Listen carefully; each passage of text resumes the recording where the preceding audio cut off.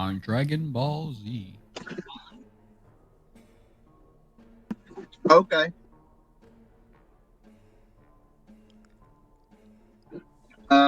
The big scary dude wasn't pleased that all the bacon was gone, and I saved some bacon, and I gave it the bacon, and he sent us on a quest for a book, but he didn't tell us what the book looked like, or how big the book was, or what kind of book it was. And then he like Kit and Sax got taken by something, and we did a thing and ended up in the library, and like there was a book with power, and I like power, so I got the power book, and I stuck all the books into my bag that said power, and I'm gonna read them later. And I have a glowing symbol on my hand, and like it surged with power, and it kept wanting me to high five people, but I fight this feeling every day. So like I kept wanting to high five people, but I kept my hand down because I always want to high five people. But but this was like an overwhelming urge to high five people. But I finally got Dresden back, and I high fived him, and then he died. Well, not died. He turned into stone, and like yeah, at that yeah. And it was I couldn't undo the stone, and now Dresden's a statue. So I have a cool octopus statue. So yeah, um, we fought some things, and we won against the things, and I didn't die. Wait, did I die? I don't think I died. You did Not not died, die, get knocked out. Woohoo! but you got up again. I got knocked down, but I got up again, and you're never gonna get me down. I got knocked down.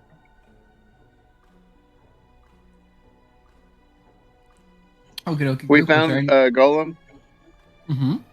and like, yeah, and he helped us find stuff, and we found books with all the information that had ever happened in all of our lives. Tekken's was dictated by Sax, which was kind of weird. Mine was a picture book wrote in crayon, and Gerd didn't really tell us anything about his book, which was kind of weird, but we kind of brushed that over.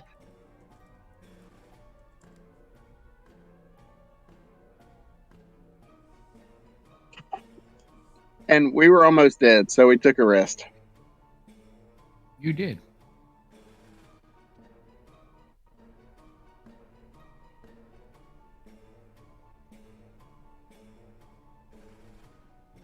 That that was very well put. Was anything forgotten to anyone else? Anything anyone else would like to add?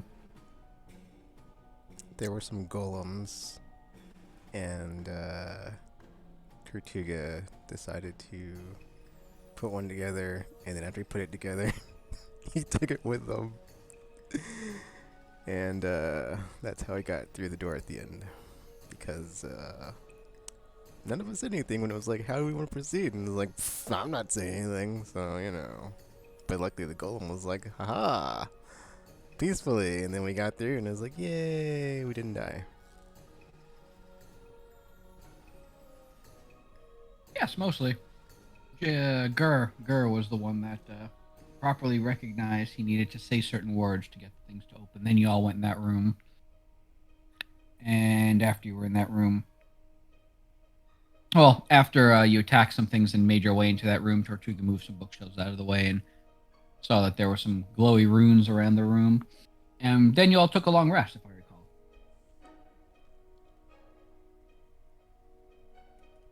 And we're silenced. Very true. And now you wake up. And that's where we find ourselves.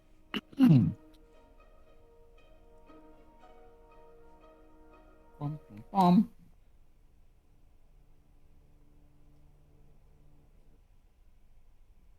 Oops. There we go. Should know how to use my thing. I wrote it. So you all find yourselves waking up in the room that you realized was silenced in. And the more astute of you, which pretty much is everybody, at this point, notice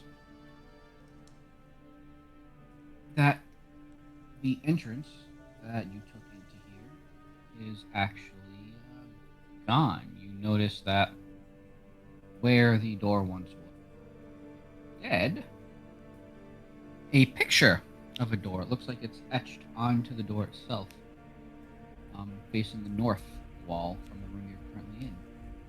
And you can see that to the east is an open pathway into what looks to be a corridor. And to the west is another door that is drawn on the wall. Kind of etched in there, looks like a little carving. And this is where you find yourselves.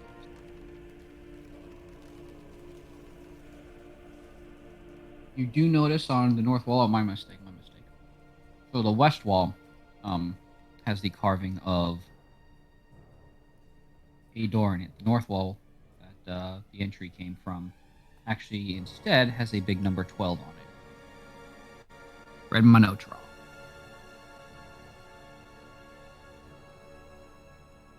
And then, like I said, the east, there is an open corridor. You can see that kind of leads into a hallway.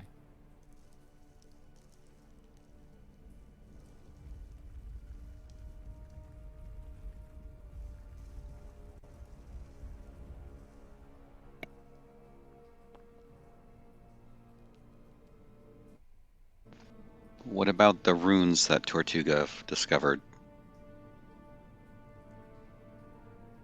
They are currently in there and still glowing. The room, you can still sense, has a silent spell placed on it. Can I examine the runes to try to figure out what they are? Me too. Certainly. Give me an Arcana check.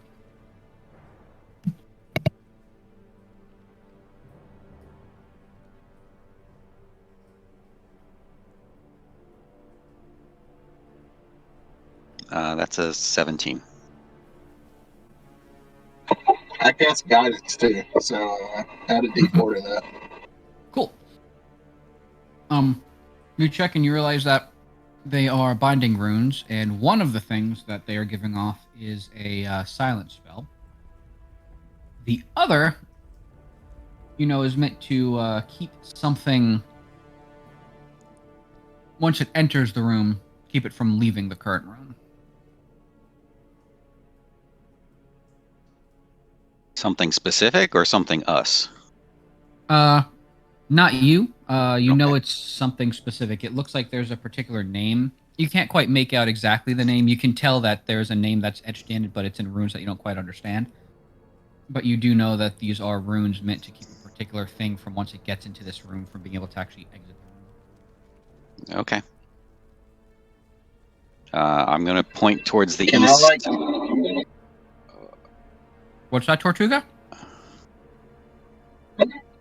can I make like a ruling of that name or something so I could ask somebody about it later? You want to make a note of the runes? I want to make a note of what it says.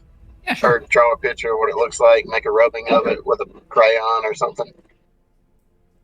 Yeah, sounds great.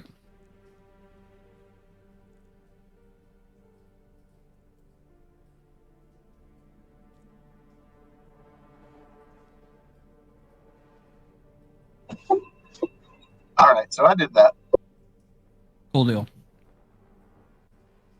And Gur, you said you were pointing off into the east? Yeah, to try to indicate that we should go that way. And then to start walking that way. Okay. Does everyone follow? Yes. Okay.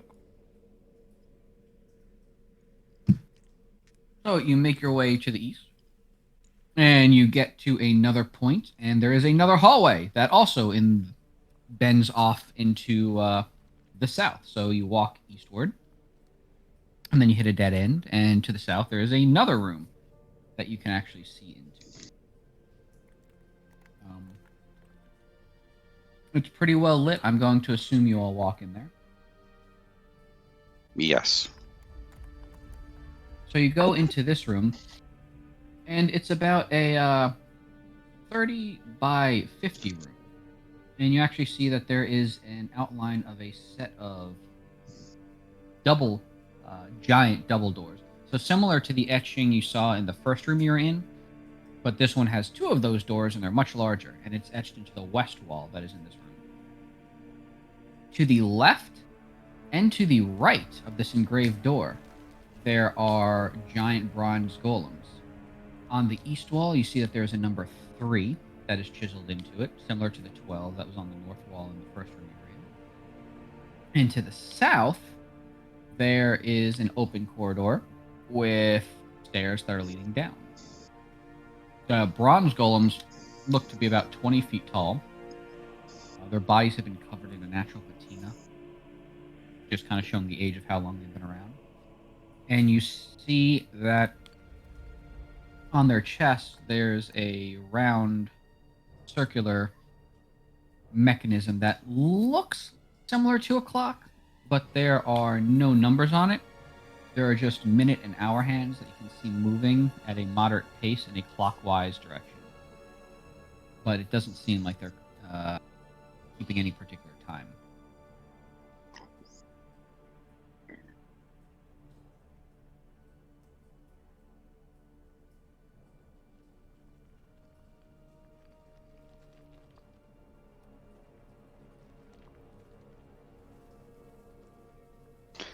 Like to do.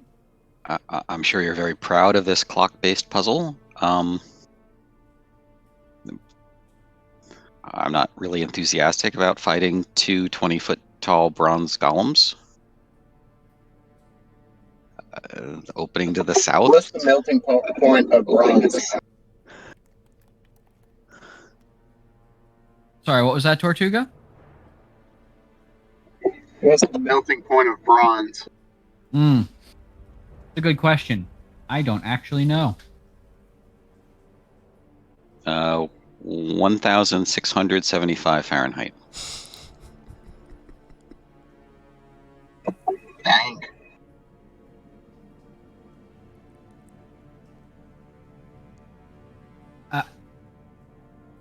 Yes, that. Do you have heat metal?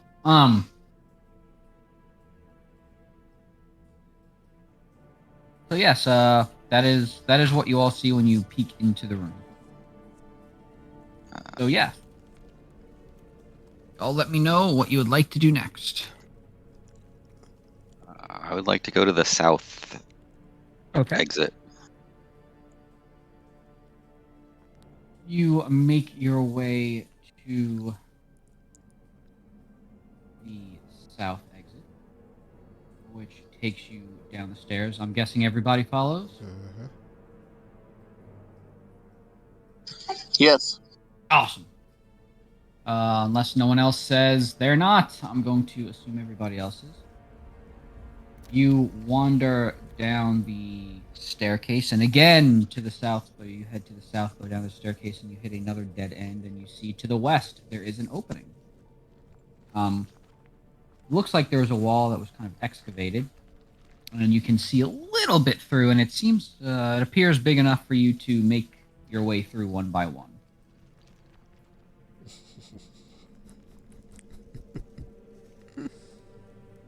Is that it? There's no 6 on the southern wall or something? You haven't entered the room just yet. Like I said, the entry into... I would like to go into the room. You make your way into the room, and you see that there's a bunch of bones that are scattered throughout the room. And as you expected, there is a 6 that is etched into the south wall. There is no door or any sort of entryway. entryway in this one like you had seen in the number 3 room. Is everybody else entering? Yes. So you all Is it enter. a whole skeleton or is it just like scattered bones?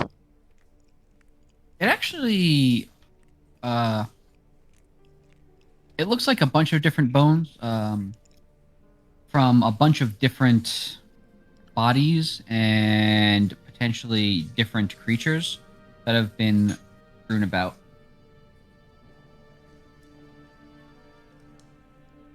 Is there a head? There is. I should also note that past here, so you all entered from the walking into the room. There's the exit to the east that you all saw. There's the 6 to the south wall, and to the west wall there's another opening that you can see. Looking past it, it looks like there's another dead end, and it might curve to them. But yes, there are a lot of bones on the ground, and you do see that there is indeed a head in there, Tortuga. I'm gonna cast Speak with the Dead. Okay.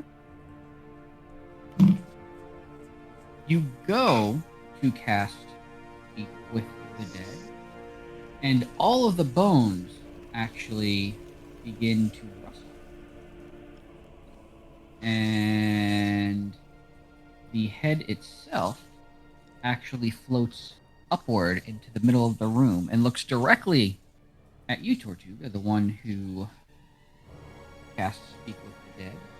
And then all the other bones that are in the room swirl together. All the other bones that are in the room swirl together and form a neck, and then a torso, and limbs. And the remaining bones snap together and form wings. And some of the looks like leftover dirt detritus that's on the ground forms together and actually gives some webbing to the wings. And you all see this standing before you, quite huge in this room. Actually takes up most of this room itself, and you find that you're not going to be able to get to the other exit without going through this thing. And it looks and it howls and growls, and everybody can roll for initiative.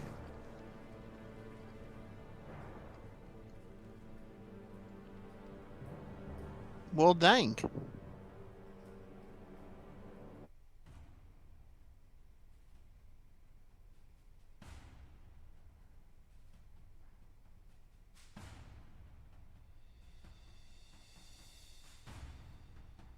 Hey, RPG, are you saying anything? Because we can't hear you. It's been lit up for a while.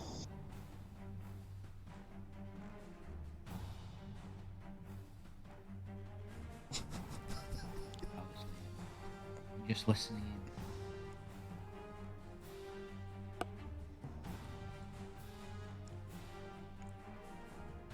Or He's has- not serenading us and we can't even hear it. Seconds got a 22. And Gur has a 15.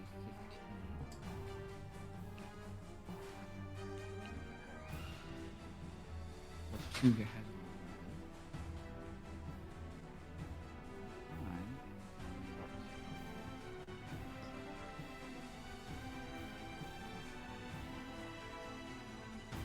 Actually, just roll for RPG. It's something weird. RPG suddenly goes upside.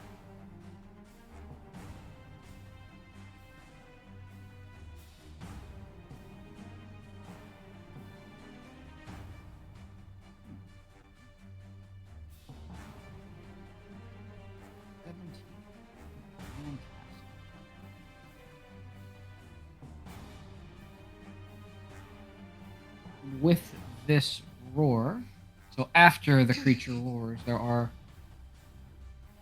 two other creatures that,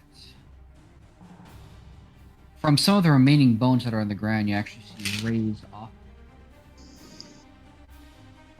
It looks a little spiritual.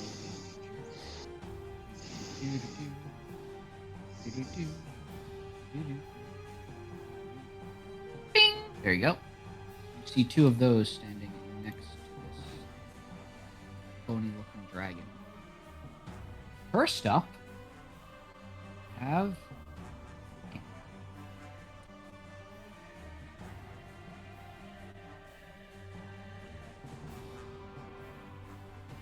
Second, what would you like to do?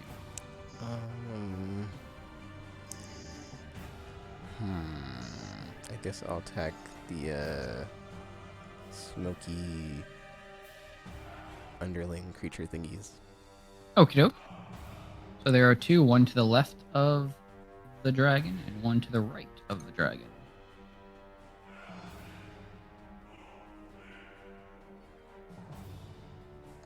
I'll take the one on the left. Cool deal. You move over to the one on the left and start punching. And that hits.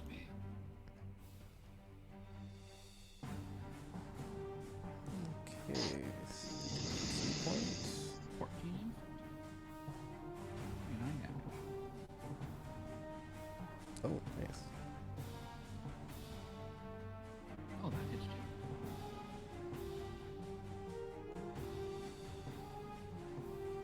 Okay. Another 20 damage. Nicely done.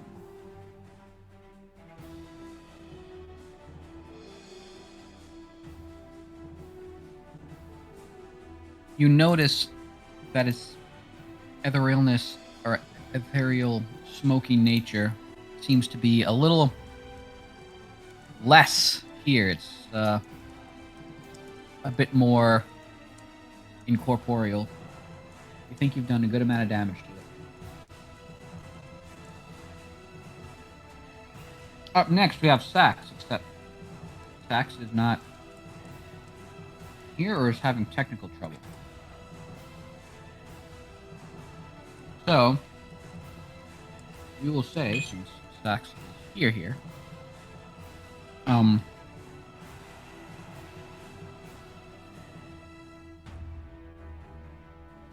that Sax will use Bardic Inspiration.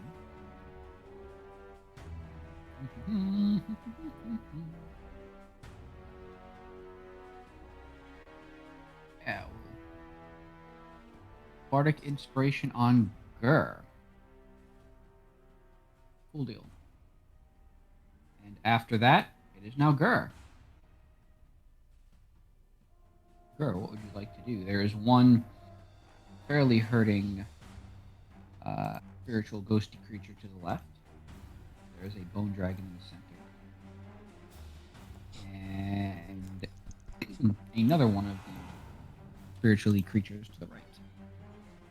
Alright, I think I'm going to rush over to where Tekken is and continue the attack on that creature. Okay, cool deal. You do that successfully. And since Tekken is there, you get your sneak attack.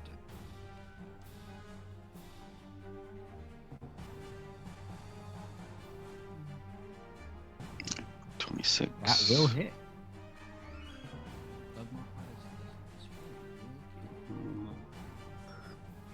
Cold. 19 damage.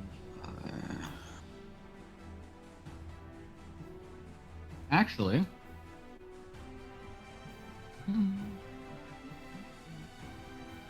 go ahead and you can describe your kill. I stab my frost sword into it. The smokiness crystallizes, solidifies, and falls to the ground where it shatters into ice cubes. Nice. That should be really good for when Tortuga does food and water later. So 2 questions. Did I need to do the sneak attack on that one? You did not, but the sneak attack I am going to apply to the dragon. Oh, okay. Never mind. You did not have to do the sneak attack, so I will let you hold on to that sneak attack for this action. Alright, so can I attack the other smoky creature, or it's on the other side of the dragon, so I'm better off attacking the dragon?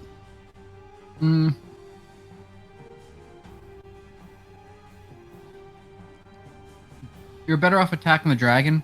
Okay. Normally, if this was a smallish creature or a medium size, I'd say you'd be okay. But since it is a huge creature, usually the way I tend to rule is, even though you haven't like broke contact with it, because it is so big, the amount of time it would take you to move would give it enough time to at least make one attack. Yeah, that was the question to how Yeah, All right, I so, figured as much. I'm just letting you know. So attack Frostly. Very nice. that will not. Yeah, that'll hit.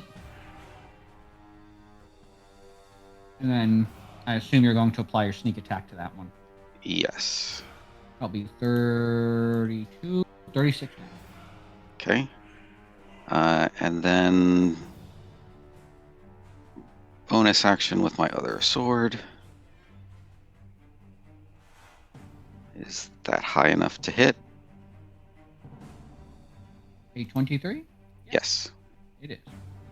Okay. And so that's 13, and then that's my turn. 13.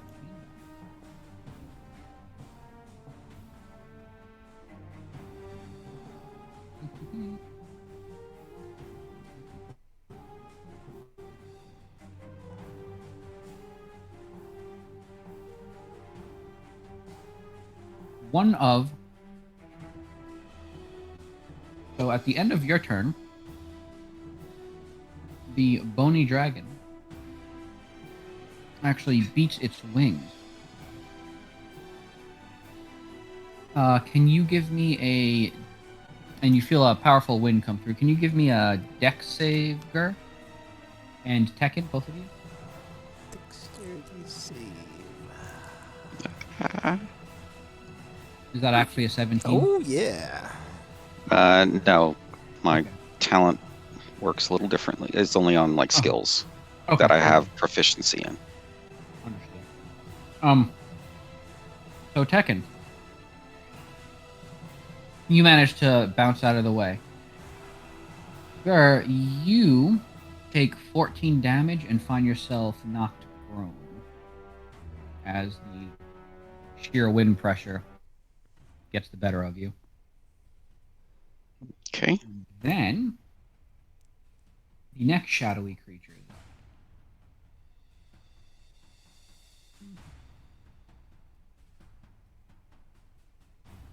And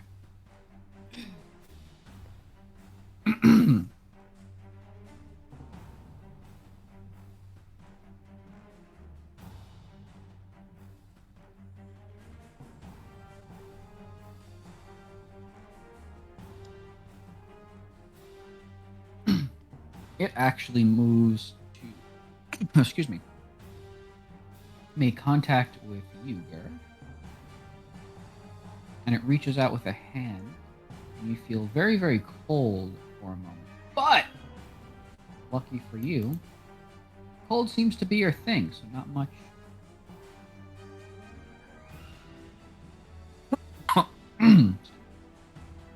Next up, we have Torch.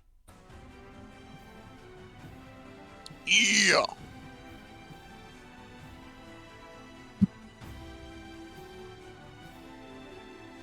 I want to strafe to the left of the creatures where I can get a good line on both of them at once. Could I do that? If you move to the left, you would have to essentially go through Tekken and Gur to get the shadowy creature. What if I go to the right?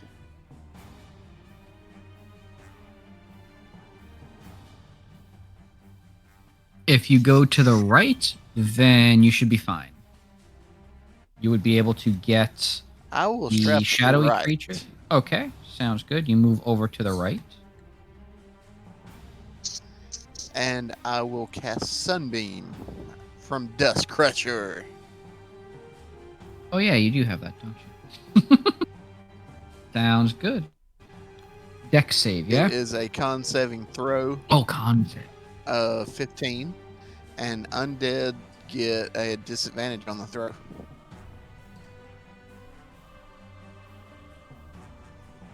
The con save is what? 15, and undead get disadvantage. Okay.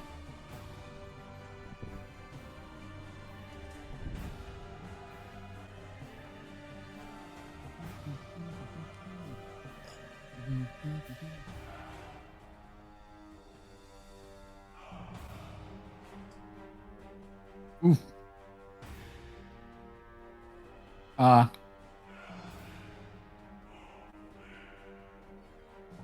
Does 34 damage.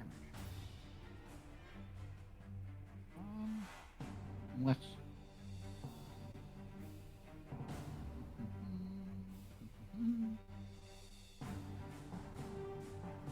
Okay. So that's half damage on a success, which means 17 damage. So the dragon takes 17 damage, even though it's gigantic. Because it's gigantic, it takes a lot, to do a lot of damage to it. That one takes 17. And the shadowy creature takes the full brunt, 34.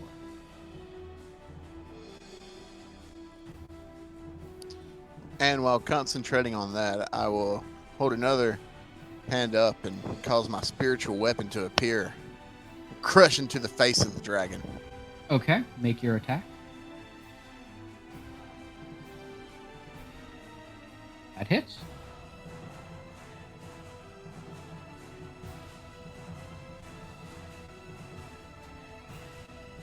Ooh, nice.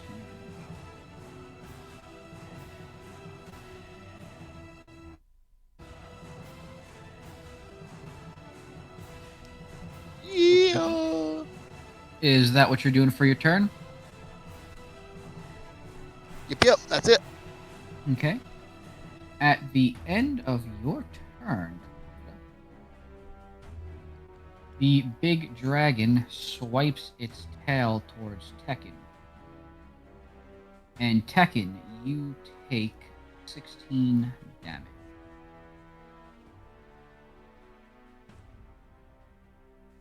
It then howls.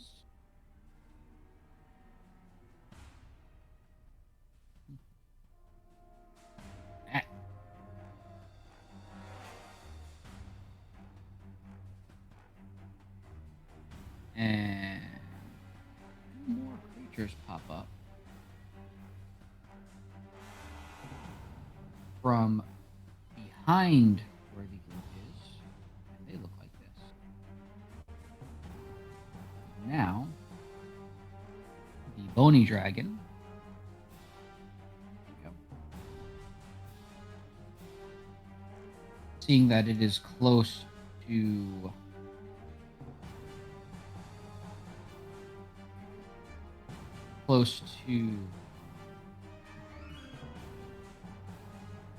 Tekken and Gur, it takes its big claws and swipes once at Gur and hits Gur for 14 damage. Then tries to swipe at Tekken with its other claw. It also hits Tekken for 14 damage. And then goes in for a bite with its big maw right towards Tekken. And hits for 23 damage. Did I take any other damage besides that 23? Because did it just attack me Yeah, again? yeah. So you took that 23 damage plus 14 damage. Okay, 37. And then one of the shadowy creatures that popped up behind you all moves in towards Tortuga.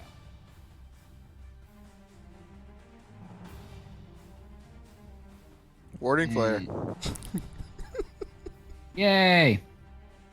And it tries to attack Tortuga. And I think that it misses this. It misses. And then the next one sees what happens and starts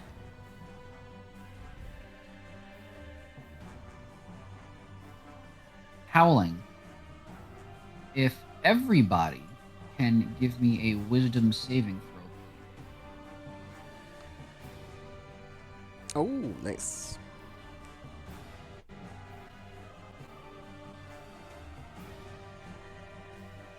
Tekken never.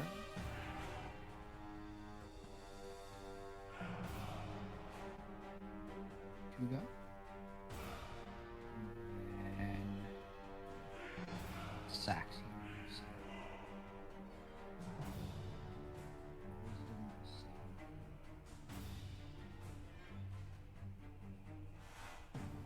Yep, Sax is. You. So wait, am I like here with them then, or? There we go. Oh yeah, because you weren't talking, I totally missed an important thing I was going to say. Is when everybody wakes up, they notice that Sax is still there. Sax, you find yourself suddenly back with the group. So yes, you are currently here with the group. Oh, that would have been great to know that. We're in danger because Tortuga did something. That's Well, okay. that's I'll let you usual. retroactively make any decisions you'd like. Would you like to stay back where it's safe, away from this room at the beginning? Well, no, because I mean, if I was there, I would have probably went with them anyway. But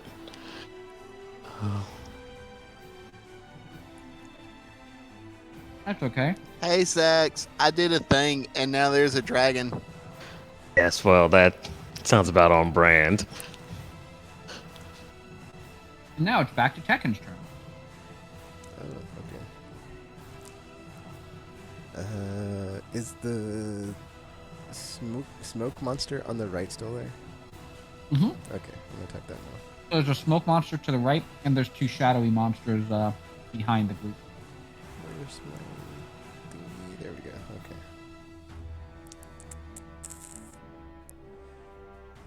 There we go. Okay.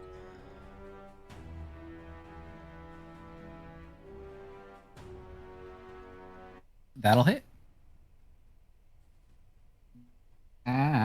You're going after that last smoke creature, right? Mm-hmm. Cool. Yep, that'll hit. Alright, I'm gonna spend a key point. Plus 12. 20 damage. 20, 20, 20.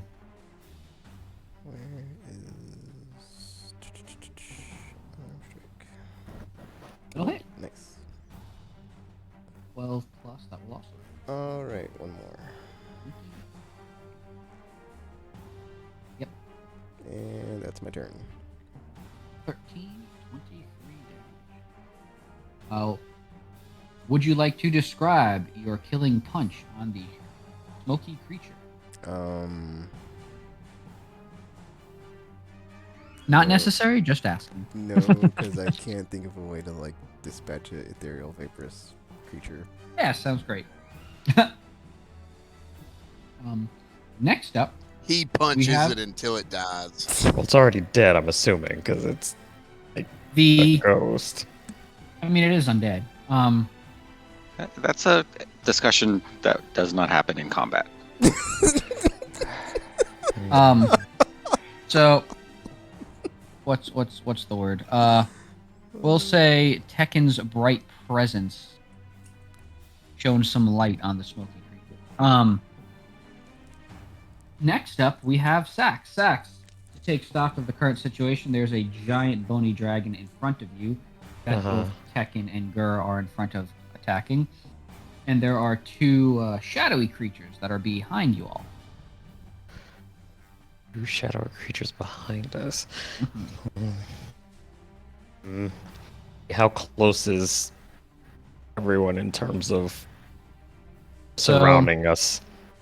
The shadowy creatures behind you all are probably about, I'll say 20 feet away from the group. And the Gur, Tekken, and the dragon are 20 feet in front of you and Tortuga. So you and Tortuga are in the center, 20 feet behind you and 20 feet. Okay, I will start off by using my bonus action to cast. That is not the right thing at all. Cast my Mantle of Inspiration to give everybody the temporary hit points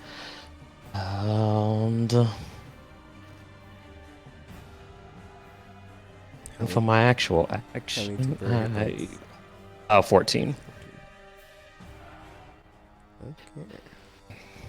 And for my actual action, I am going to wait. That's not the right spell. It is though. I'm going to cast Still Wind Strike against Oh, all nice. three of these things. Sounds great. So we need to let doesn't hit, I'm assuming. Well, I'm glad you're back. Oh wait, I don't know if any of these are hitting. There's that. You nat 20'd, so yeah, that's a hit. So you're going after.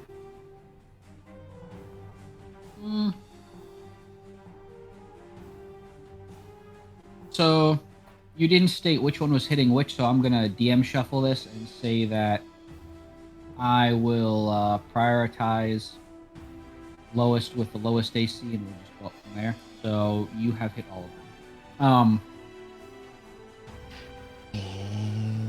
And So let's damage. I didn't roll the damage together with the roll. Sorry. That's okay. Those ones I'm just gonna do in order. So, well, the first two. So, the first one is 32 damage, which is going towards one of those. 32 damage to one. Then the next is 38 damage to the next one. And lastly, that is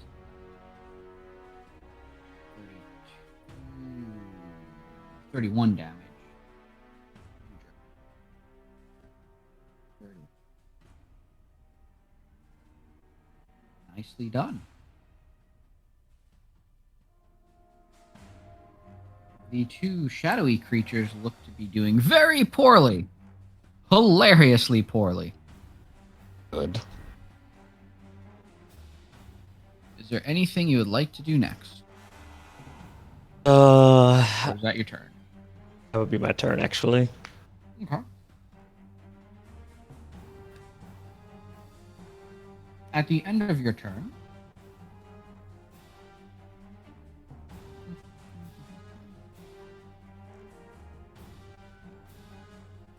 yeah, the dragon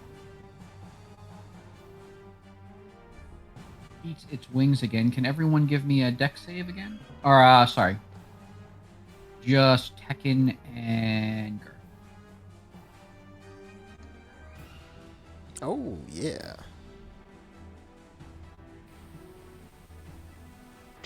Those are good rolls, so they should be. What kind of dragon is this, by the by? 'Cause I don't think we fought a dragon before. It looks like a skeletal dragon. Oh, If it died once, it can die again. I mean, I don't disagree. After it does this, it actually picks itself up, boom, and plops itself down in the center of the room such that it is in contact with everyone. Gross.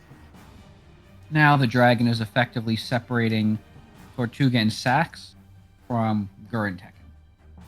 Now it's the dragon's turn. And first it reaches out and with one of its claws and it tries to go for Sax.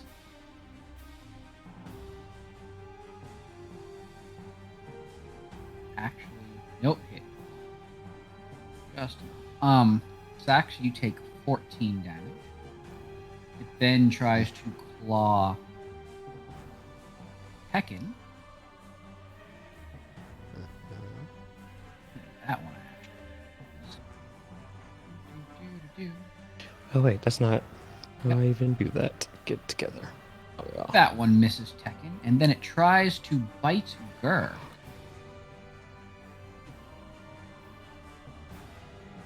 And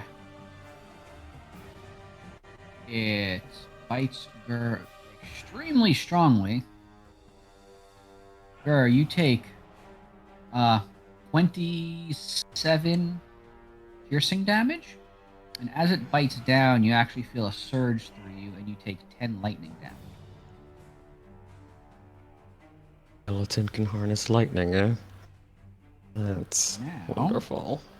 it is Tortuga's turn.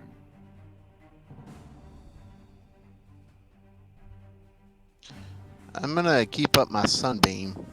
Okay. How many creatures am I hitting at the same time? Your sunbeam, you will either be able to target the skeletal dragon, or you could go for the shadowy creatures behind you. I'm gonna keep pounding the dragon, I guess. Okay. And it's Crazy. a Constitution save, yeah? Yes, and With disadvantage. disadvantage for undead.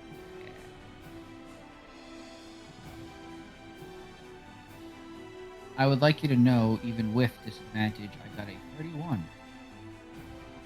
Got a what? Dang you! However, you did knock out the nat 20, so. Yay! Which means it takes 19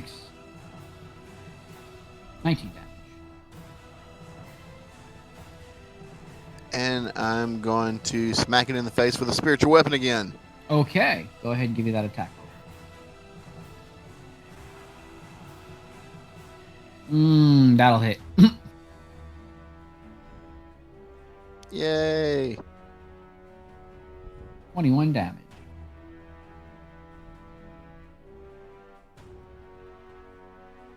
Nicely done.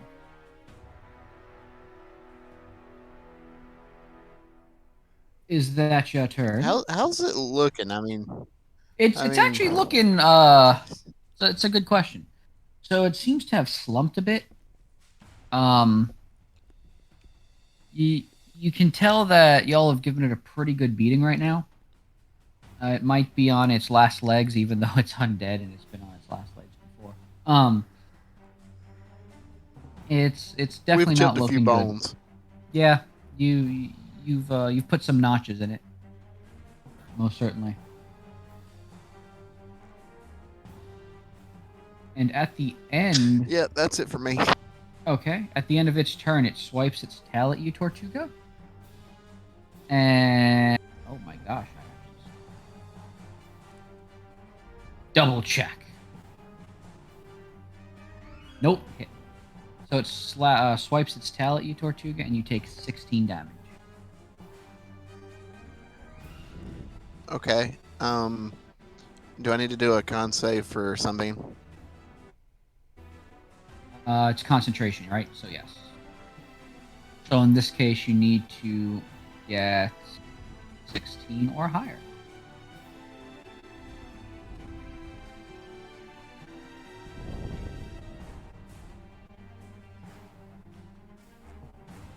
No, your sunbeam drops. Crap. As your constitution gets a little bit messed up. Concentration, not your constitution, due to a tail of a giant skeletal dragon. Next up is one of the shadowy creatures. And it reaches out with one of its hands and tries to high-five Tortuga. And misses. And Yeah. the next one reaches out and tries to high-five Tortuga. And it does not miss. Tortuga, you take 17 psychic damage. What? And now it's Tekken's turn. Okay. Tekken, there's currently a big dragon between you and your other teammates. Yeah. Should I get a turn that round? Did I somehow skip you entirely? I just want to say, I think you did. I might have. Oh, I see what I did. Ha! Retroactive. Gur can go. Okay. I would like to stand up Stab it, grr. and then attack Sounds good. the dragon. I imagine so. That'll hit.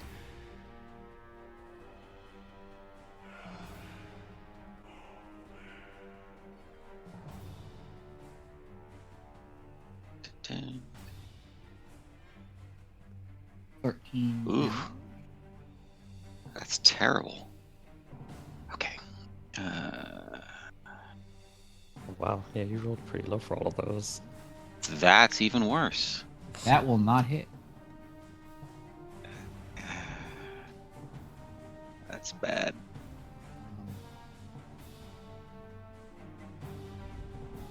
That will hit.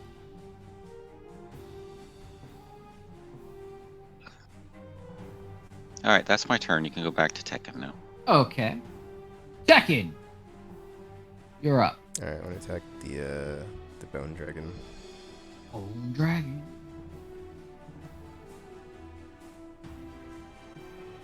That'll hit.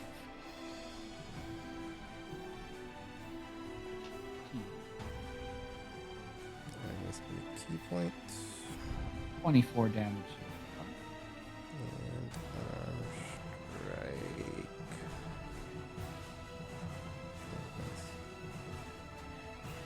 That'll hit.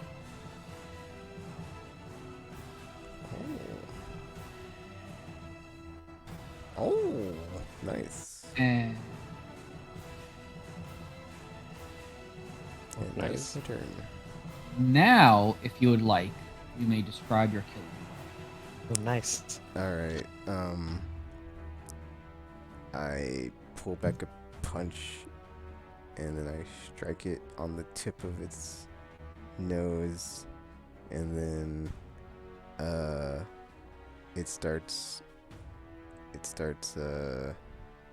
vibrating, and all the bones shatter, and it turns to dust. Ooh. I like it.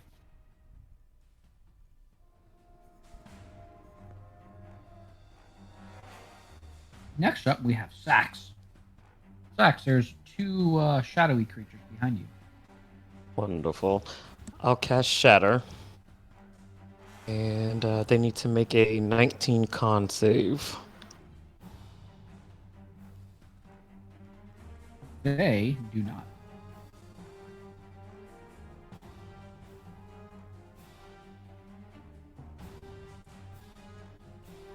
Your shatter is so loud, it destroys both of them. Wonderful.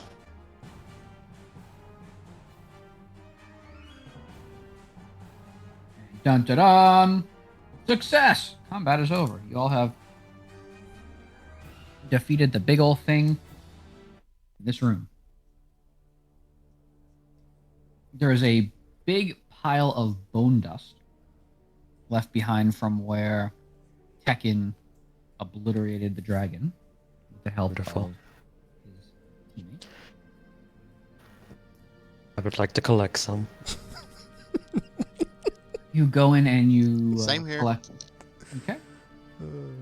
You all start collecting some bone dragon bone dust. As you do, you notice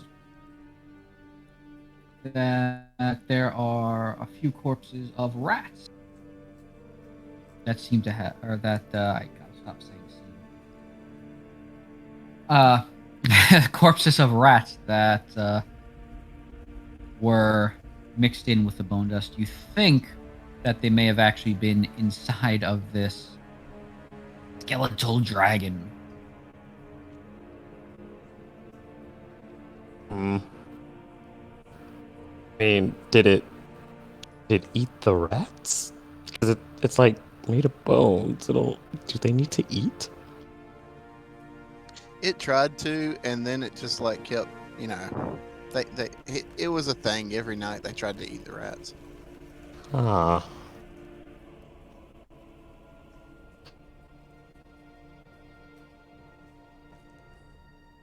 But also, where the blazes are we? good question. Your group found their way, well, effectively at the end of one of the sessions, if you recall, not last session, but the session before. The pig got, and the archivist actually showed up and was looking for bacon, and all the bacon actually was eaten, mostly by Tortuga. But Tortuga did luckily save some. And offered it to the archivist, and then Tekken kindly asked, could they get a mulligan, a do-over, some sort of redo? And it told them it told you all that you all could get a do-over. There is a book that is hidden within the library, the inner workings of the library. And for whatever reason, the archivist is unable to locate it himself. So he sent you all to go in here to find the book. He did not give you any information about what it looks like, what the contents of it anyone are, or ask possibly him where it is. about it? Yeah, That is also a very good I question. think so. I feel like somebody might have wanted to ask for details in that situation. Unfortunately, as soon as it saw you and Kit, it whisked you away and sent you away before sending the other three into this place, because it recalled what happened last time when it showed up, saw Kit, grabbed Kit, and then Kit decided to grab you along with.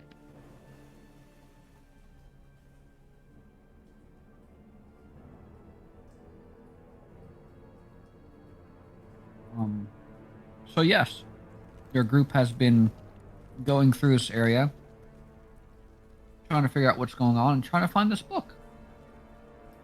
I see. Did he say why we need this book? Did not. Or what it does, or, any type of information whatsoever? Nothing at all. Did any of you ask? Wait. I'm pretty sure I asked about the book because I was all like, something book, something. But then, it didn't say anything important anyway. Wonderful. So, for all you know, the book may not even, one, be where he claims it is, or even, still there. And even if it was, you wouldn't even know which one it is. Oh wait, no, I asked because the golem about have- it, but it gave us a bunch of weird, non-specific clues. Like what? Well, when we asked it what floor it was on, it just kept counting, because it was like, oh, there's a book on every floor. Isn't that funny? And then, Did you at least ask the guy the name of the book?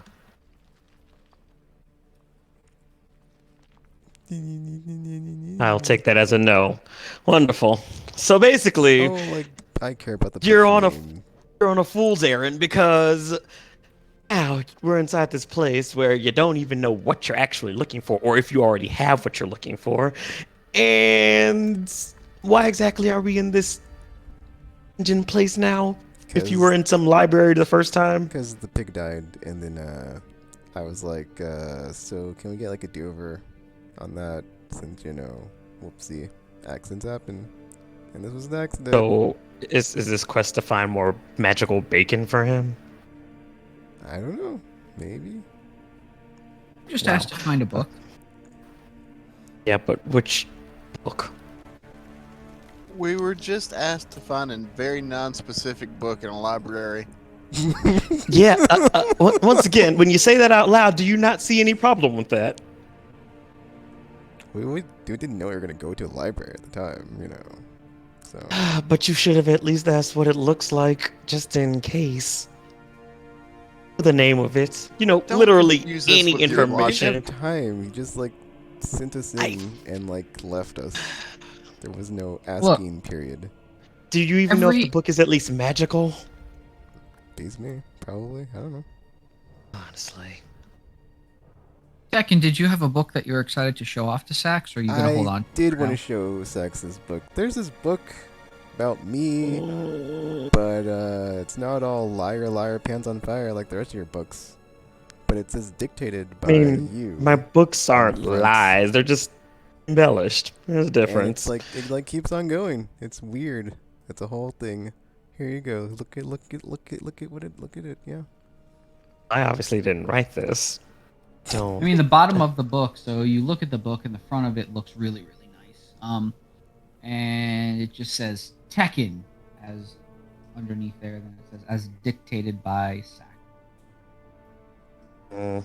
And it's a Well, fairly that's odd. large book. And as you look through the book, you notice it's very accurately recounting everything that's happened to Tekken so far, as far as this group is concerned, and what's happened during this group, or while you all have been during this group. And it goes back a little bit before meeting up with the group, but not much before then. And you notice also as you go through that you get to the last page, or what looks like the last page. But as things are going on, more writing is magically showing up on each page, which is actively recounting the events in real time of what's happening now. That's So weird. it Is this almost it looks like like the book is my writing it. observations? Yes, it looks to you like the book is writing itself live. Why the blazes would there be a book about you through my observations? I don't know if there's anyone else who has any interesting things that they'd like to show off to Sax, or not. Their choice. Didn't we get something? Tortuga found something. Oh God.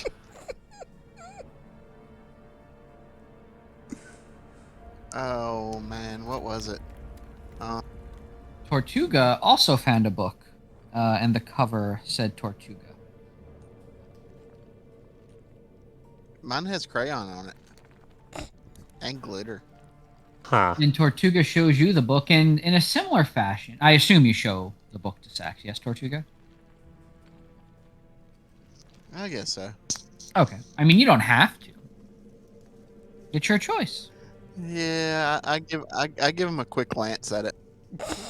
So Tortuga shows you the book, and Tortuga's book is a coloring book. It looks like it's similar to Tekken, but instead of it being words, it's a lot of crayon drawings, that are depicting things that have happened. I mean, you notice that there's you see the snout of Umgar is in there. You actually see that there's a page where a very valiant-looking Sax is talking a fire down. And other, interesting points in there. Strangely, though, you notice that between those two books, there's not a single mention of anything dealing with Magpie at all. A lot of stuff around it before and after, but nothing at all has anything to do with Magpie in there. That's weird. Can he magically block himself from...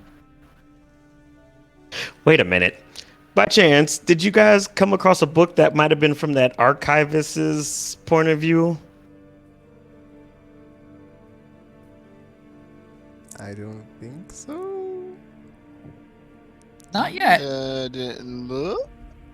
Because I'm guessing, since he didn't actually tell you any information, if we can find his book, I'm assuming it would describe what book he's actually looking for, and then we'd actually be able to find what I'm assuming he sent you guys to look for, since no one asked any questions about it when you came in here. Well, he did kind of hint that he was like already looking for it, and he had tried to find it, and then he like sent us here, and there's like a bunch of It's books strewn supposed to about the tell the place. story of Magpie Escape. Oh, that's a slight problem. We don't necessarily want him to have that particular book. Yeah, well, we weren't in a position to negotiate. Feel like you were, We weren't. and you just didn't. Nope. So, okay. So, what's the plan if and when we find said book? Because if we give it to him, I'm assuming if he finds out that, what actually happened with the escape, it's probably not going to end well. So, He might just want us to put the genie back in the bottle, which we were going to do anyway. we're already doing that. But how do we know that's going to be the case? Because if it's not, So- we're going to have to kill him. It's just going to be a whole string of. It is Murder. worth noting, just because you were not here, RPG.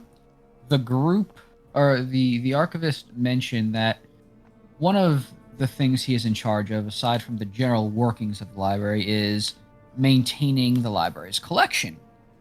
And he had noted that there was a very important piece that was in the collection that has left the collection, and he is very intent on retrieving that piece. I think that piece is Magpie. Yeah, I kind of got that. Okay. Honestly. No, I feel like it's fine. Let's just do what you guys got sent here to do.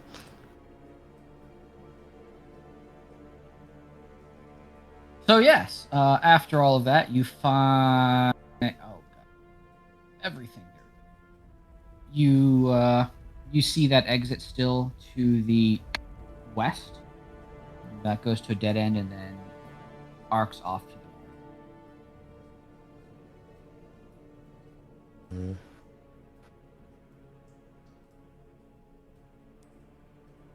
Shall we get going? Or you guys have any other surprises you'd like to show me?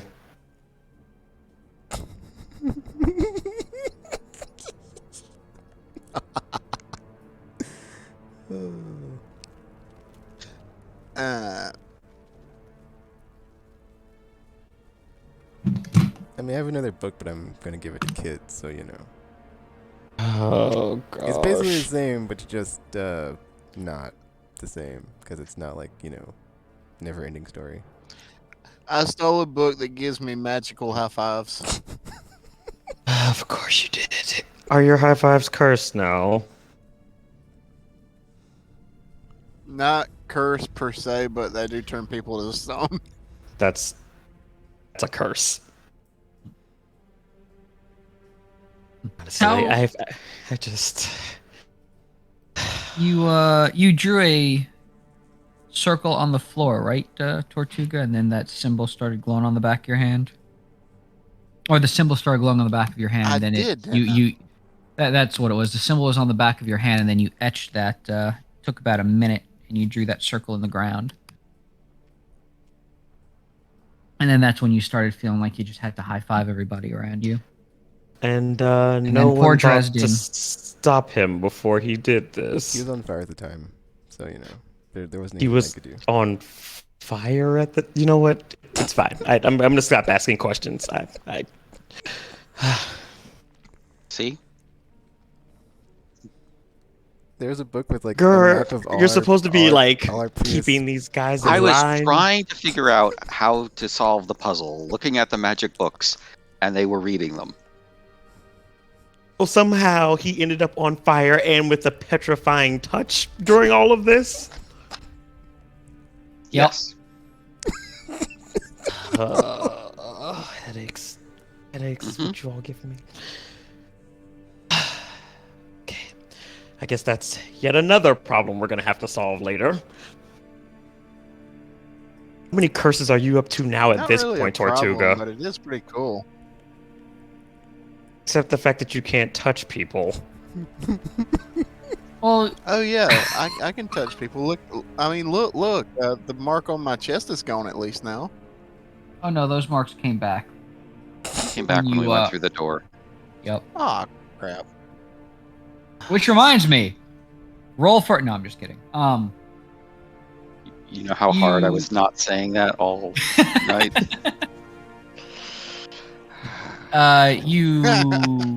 You see that the symbol is still on the back of your hand, that circle, but it's not glowing right now. And even You would have noticed that as soon as you high-fived poor Dresden, and Dresden suddenly vanished and reappeared as a statue on the circle you drew on the ground, you noted that it stopped glowing on the back of your hand.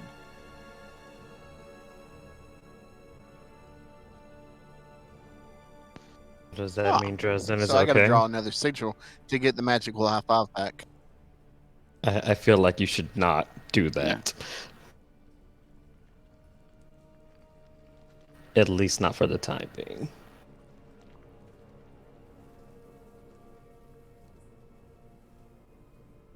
I mean, has that ever stopped Tortuga before? Although It's starting to, yeah. that would, when it could provide us an advantage in battle if he was actually able to use it properly. Hmm. Hmm. Well, right now we have to figure out this clock-based room situation. Oh. So shall we go?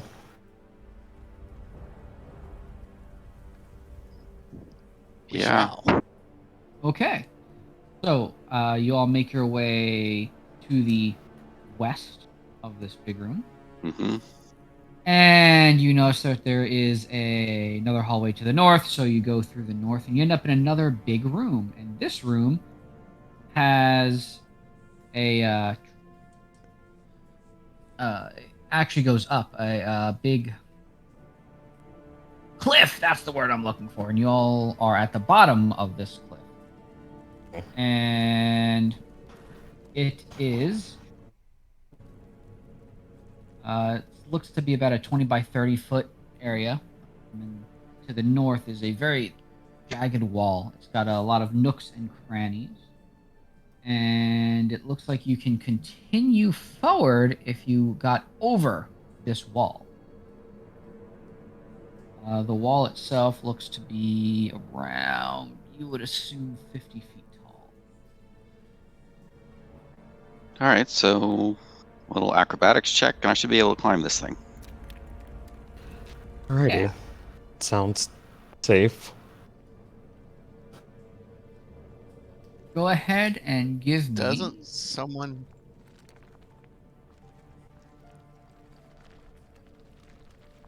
I think the only person that Doesn't somebody have does- something with spider climb on it? I used to have it, but I haven't even Does, but I don't think he has it equipped. Yeah. It's fine. This is kind of like Gur's bread and butter. It is. I mean, Gur they're is very they're acrobatic. like very acrobatic and dexterous and stuff. It's like their thing.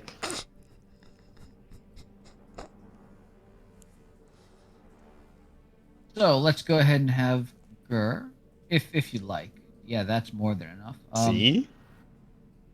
You dexterously go climbing up this cliff, and you get to the top, and it's flat. Luckily, nothing evil looks here. You actually just see that there's another exit in a corridor down the north that ends in a dead end and then turns to the east.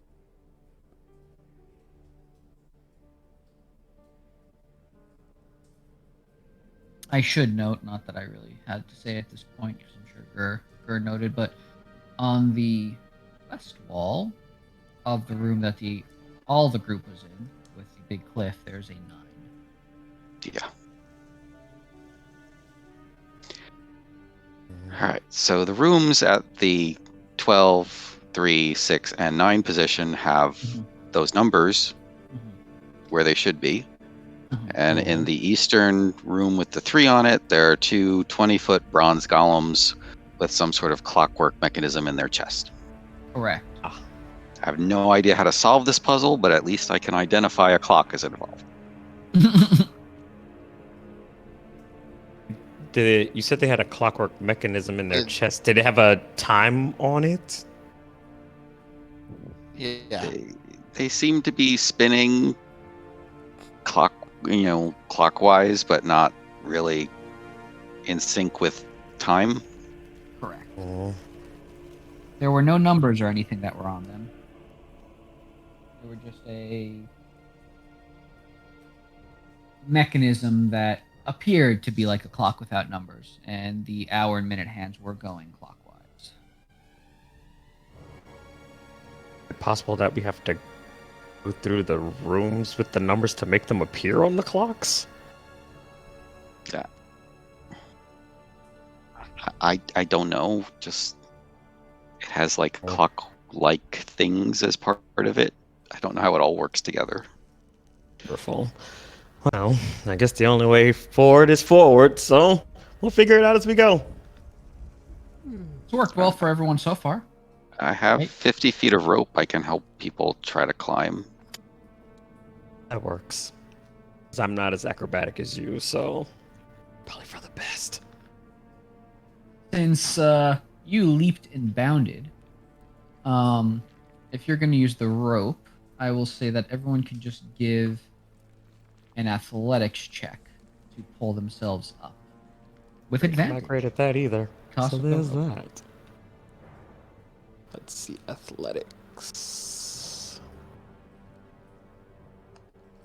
Advantage. All right. Yeah. I told you I wasn't great at it. Here we see the nimble turtle jump straight up the wall. With a little help from rope. Tekken makes his way Just a up little. as the training has taught you. And then Tortuga runs up the wall holding on the rope, and somehow, probably with the help of Tekken holding on to the rope with Gur, Tortuga uses the rope to climb up. And then Sax grabs on the rope, and for whatever reason, falls. Would you like to try again, Sax? I guess I shall. Can I roll something to like catch him as he falls and pull him up? He's No fine. need. He's fine. He's good now. You make your way up, and you all are now on the flat little area. And like I had mentioned, there is that other corridor to the north that you can see goes to a dead end, and then it curves off to the.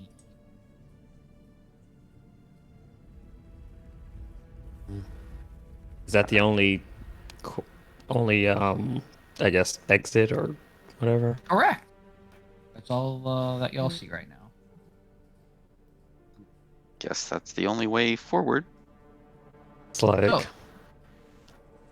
you all walk down that hallway and curve around to the east, and you see on the wall on the east there is an etching of a door. It looks like a door, a carving of a door, not an actual door, but a carving of a door in the wall. And you also see that there is a small lever by the door.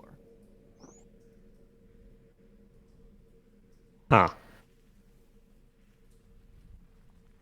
Well, I mean, I guess we have to pull the lever.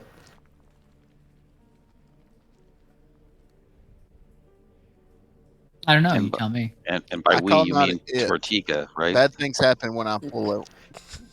Well, I was gonna volunteer Tortuga because it seemed the safest option. Does anyone have my Okay, favorite I'll do cantrip it. of all called Mage Hand? I do not. I only have telekinesis now. That could work. I will attempt to telekinesis the lever. Okay. You go to telekinesis the lever, and it feels like there's some resistance. Do you keep pulling? Yes. Okay. So you continue using telekinesis to pull the lever, and you hear a thunk, and then you start hearing wailing coming from around you. Well, that can't be good. And you continue pulling on the lever, and you hear one more thunk. And the wailing ends, and a light starts illuminating. That's what light does. On the etching of the door, and it shines brighter and brighter and brighter, almost to the point that you all have to look away. But Tortuga's probably looking there, going, "Ooh, shiny," because you're used to bright things. And when the light starts to dim again, you see that where the etching of a door once was, and is an actual door, which Oh. has a lock. Ah, for the love of... Wait, can you still pick locks, Gur?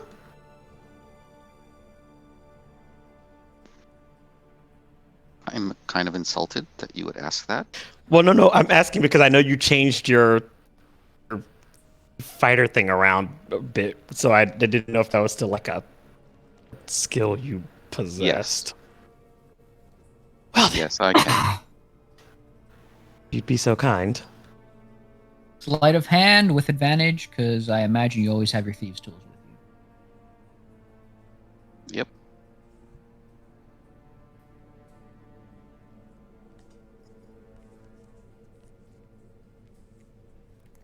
You hear a very loud click that echoes throughout this entire area that you're currently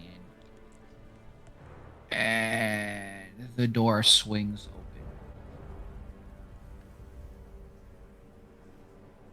And through the door, you see there is another room. And this room has glowing runes around it and bookcases. And in this room, you notice on the north wall there is a number 12. hmm I So guess that's a semi-good sign.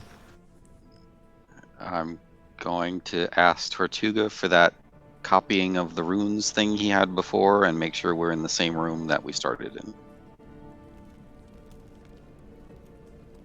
Okay.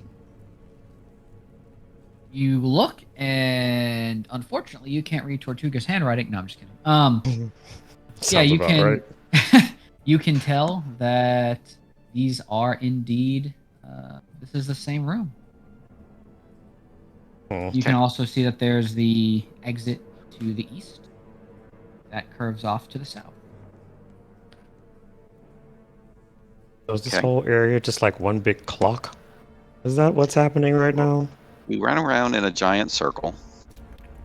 There are rooms at the 12, 3, 6, and 9. 12 and 3 are at the high level. Then going from 3 to 6, we went down. 6 to 9 was at the same level, and then we climbed the cliff to end up back in 12.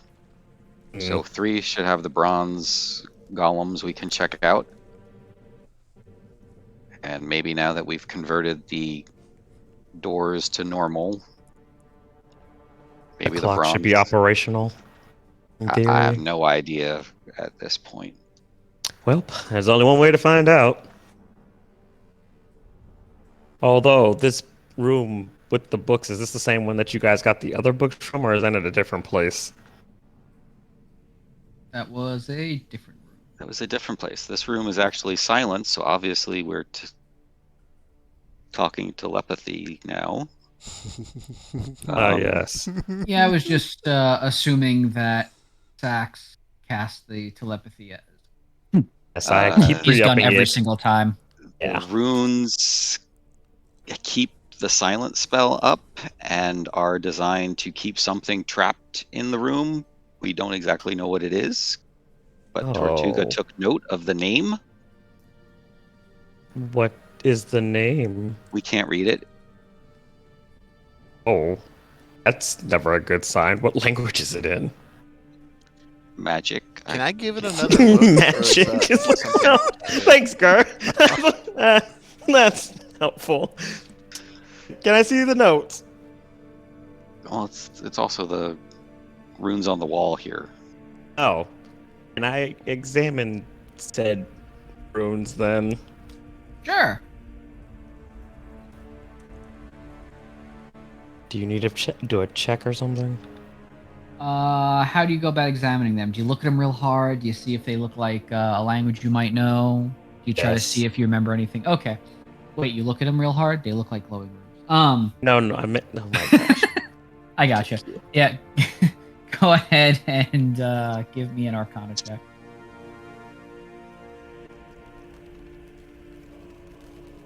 You note that these are magical runes, and as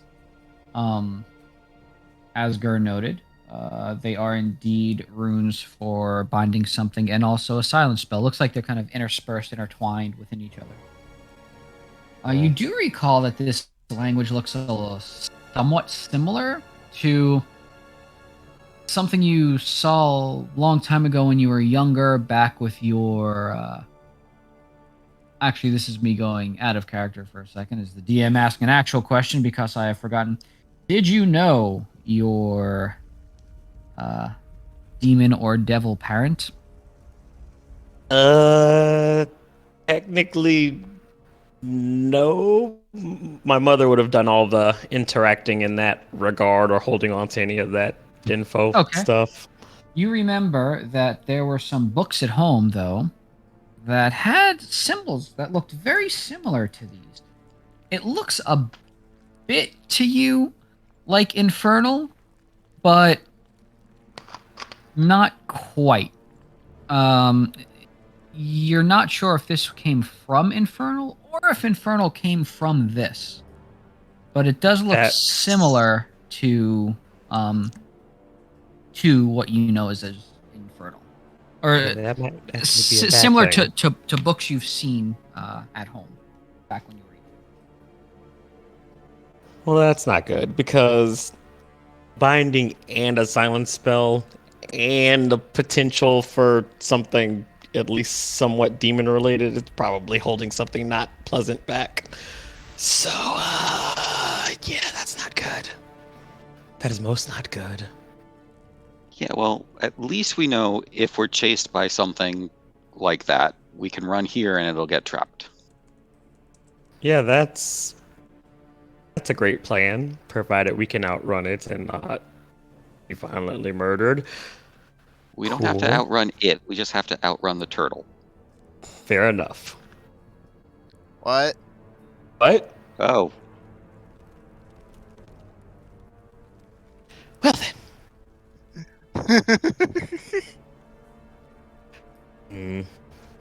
Well, I guess we might as well have leave to those bring up the back. Corgi of Doom.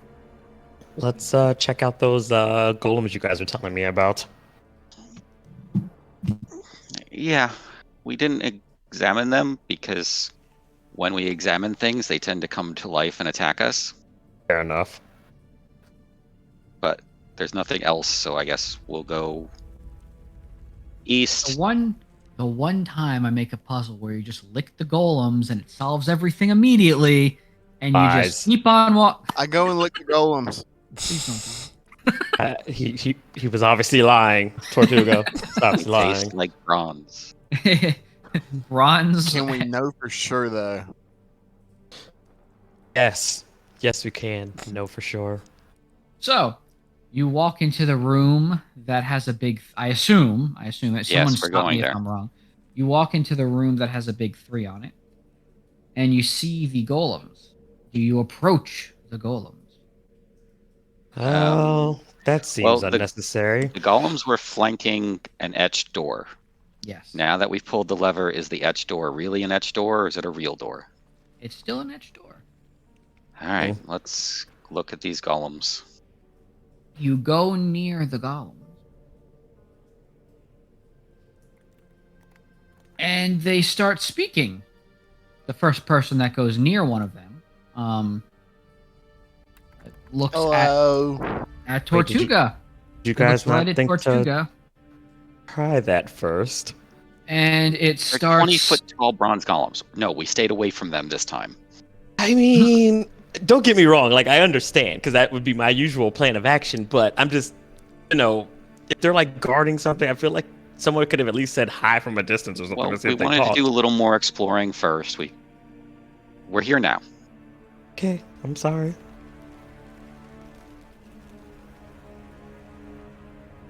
Continue, Okay, Tortuga. so golems. So you walk. Tortuga walks up to Hello. the golems, and the golems look and say, "Hello. What is Hey. the secret to life?" And you notice, Gur would at the very least notice this because of very good perception, or ability to notice stuff. 42. You see that the clock-like mechanisms that are on the golem's chest are now actually going in reverse.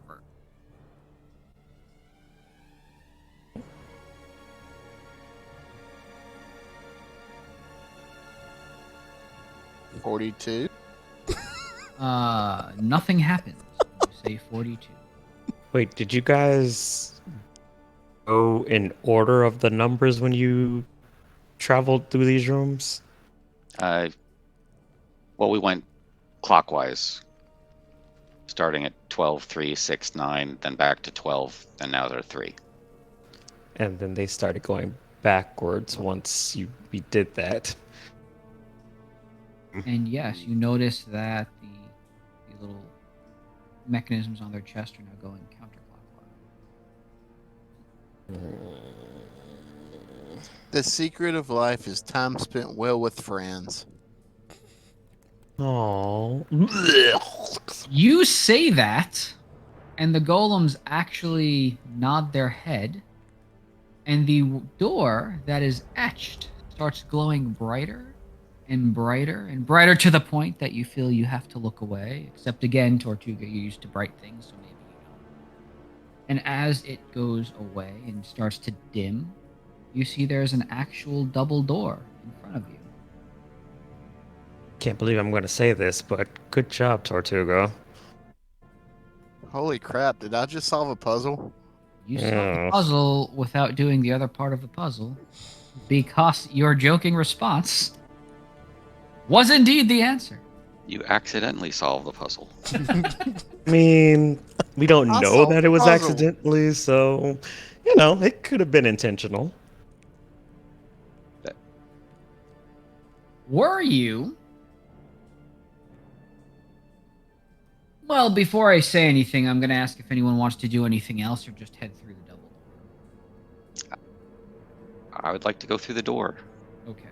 Does anyone else want to do anything else other than go through the double door? I'm assuming there's nothing else in here except for the giant golem, so I should just go through the I door. want to say to the golems, hey, we're going on an adventure. Y'all want to get out of this place? They appear inert Come with us? and non-moving. I think their only goal was to guard the magical door, so Because they were golems. don't do that. So, were you all to walk back through this dungeon area spot thing counterclockwise, when you got back to the room where the stairs were, you would have noticed on the rise of the stairs, the part of the step that you can see at the front, would have said, "Time well spent with friends." Ah, Which you did not notice going down the stairs because it was behind you. And Well. nobody mentioned turning around when going down the stairs. well, that's why I asked which way we went when we started, because I was going to suggest it, but it's already been solved, so it doesn't matter.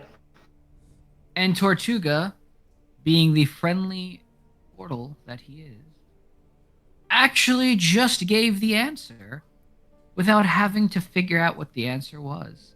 So good on you, Tortuga.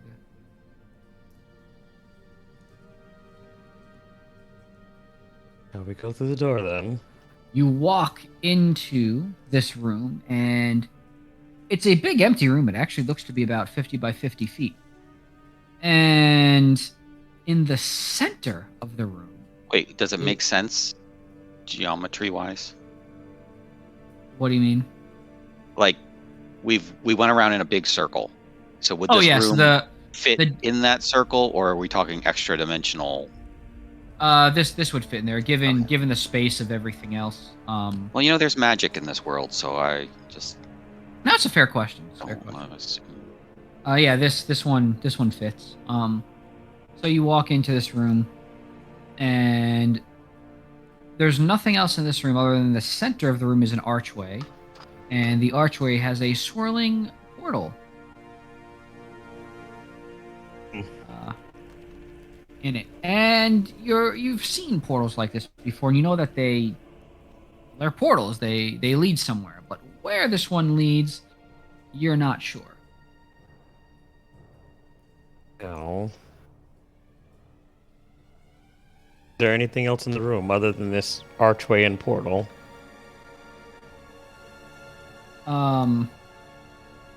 There is not until you look up. And you look up, and on the ceiling are a lot of skeletons and partial corpses. Kind of floating. That's not concerning at all.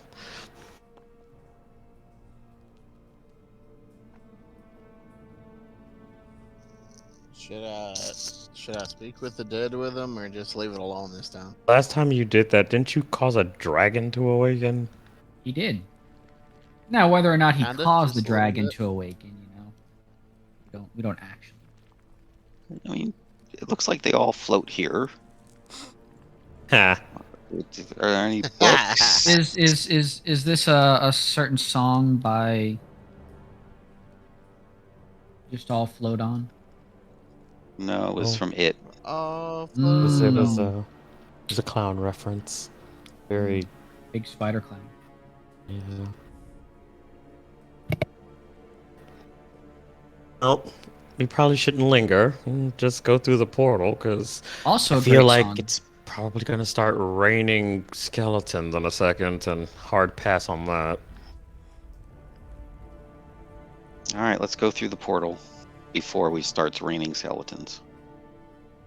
But skeleton bony rain is awesome.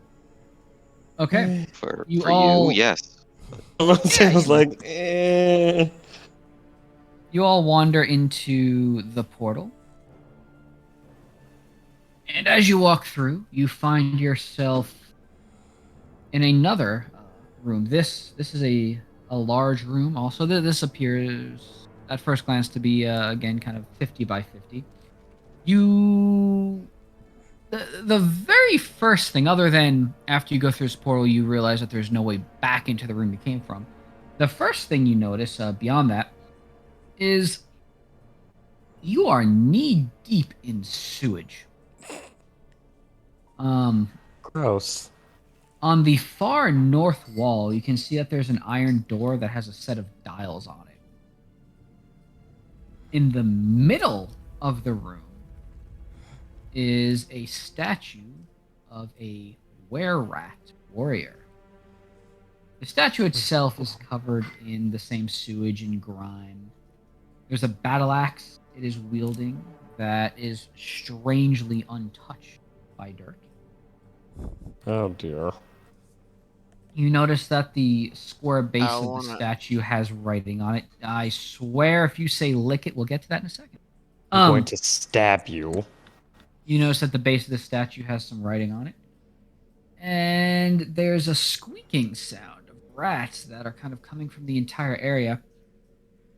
Almost like they're slowly closing in on you, but you don't quite know where they could be coming from.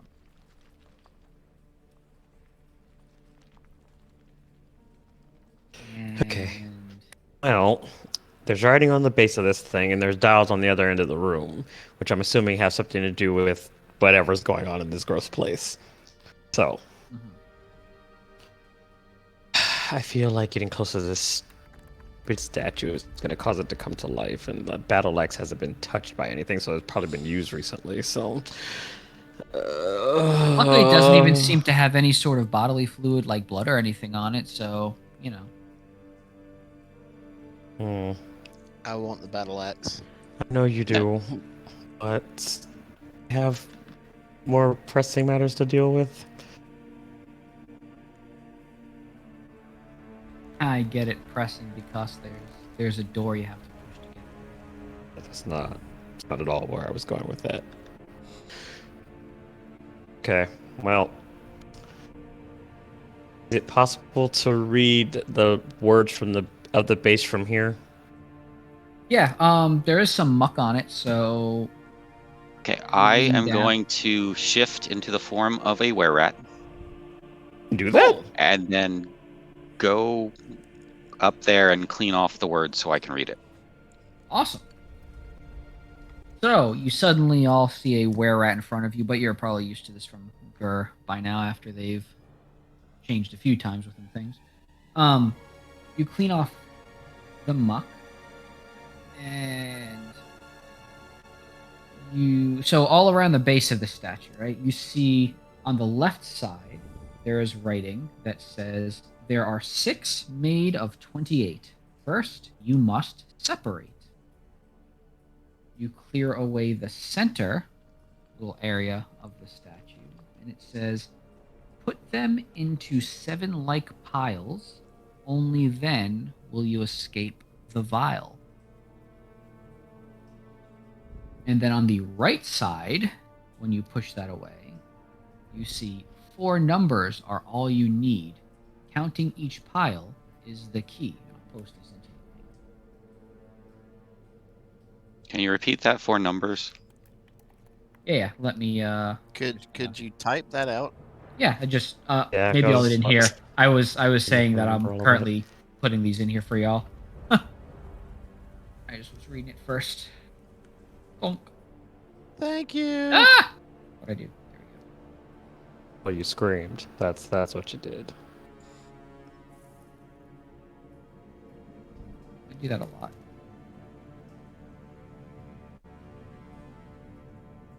Defense mechanism. Or when the computer doesn't do what I tell it to.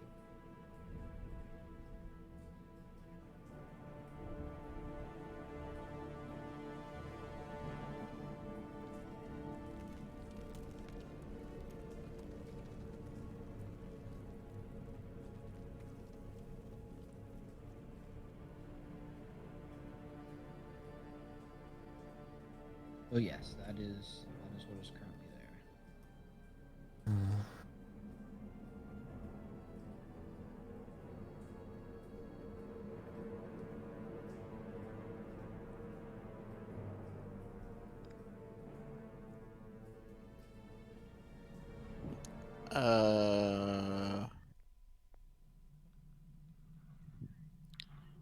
There we go. I'm just gonna go Better up ambiance. and see if the battle axe is loose. Okay. You walk towards the battle axe, and how do you check if it's loose? Just put your hand on it and try to grab it. I poke it. Okay, you poke it. It doesn't shake, but as you get close to it, you see that there looks to be some tiny writing on the handle of the battle axe. Can I read the writing? You certainly can. On the writing, you see. I'll post this. 6 words: date, germs, breeze, tears, rest, and ages.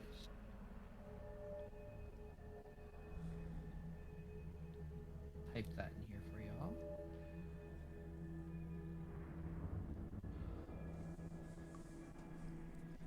Okay, so 6 words, rearrange the letters into 7.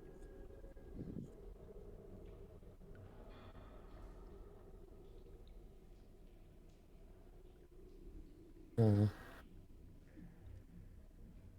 Sound of a rat seems to be getting closer.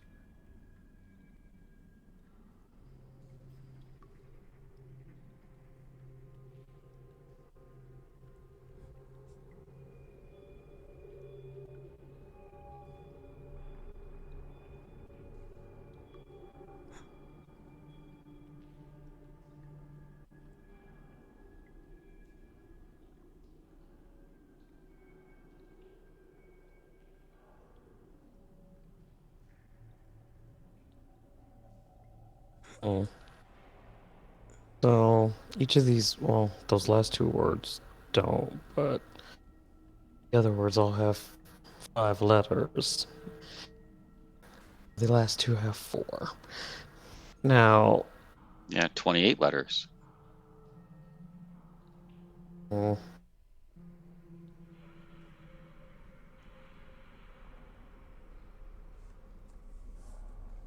seven like piles. And then 4 numbers is all you need. L. Oh.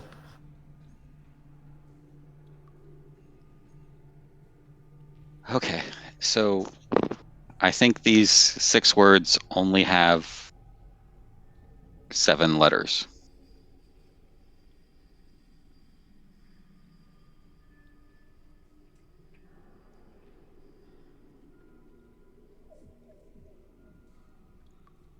Okay.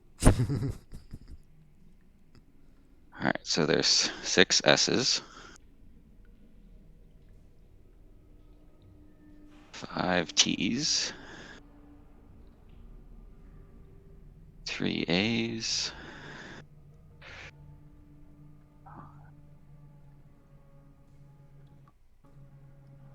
7 E's,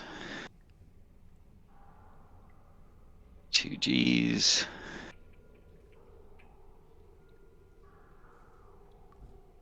4 R's, 1, 2, You want to type that into the chat? I'm not keeping and track 1 of that. M.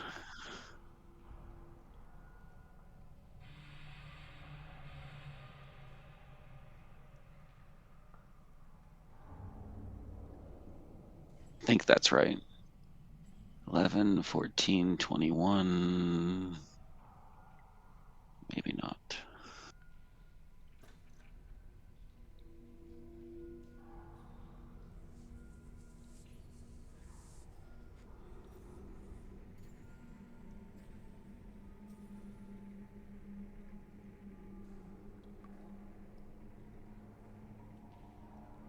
Yeah. So those are the 28 letters. Mhm. 4 numbers are all you need. Counting each pile. Okay, so what did the dials look like? Very good question. You wander over to the door, and there are 4 dials on the door. And you see on one of the dials, on the front of it is an R, on the next is an A, the next a T, and the 4th dial has an S. And you see around each dial, there are the numbers 0 through 9. Wonderful.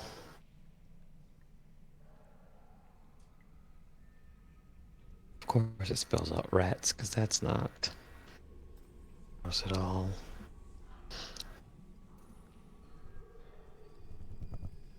Yes, that.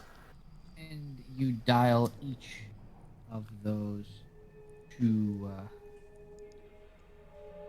the R to 4, the A to 3, the T to 5, and the S to 6. And you hear a loud ka-thunk, and a handle materializes on the door.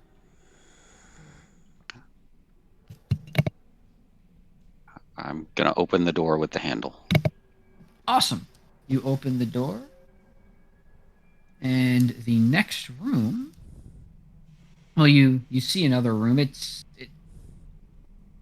You know that this goes into a room, but it's entirely dark, as if darkness had been cast. You haven't walked into the room just yet, but it appears like the entire room has been shrouded in darkness.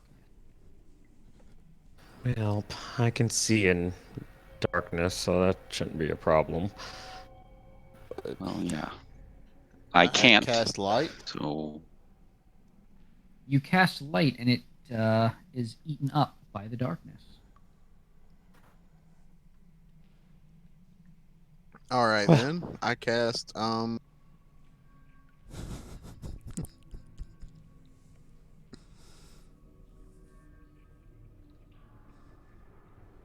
don't know if you have a way of hold you on. have I a got way to something that dispel cuts magical through. darkness.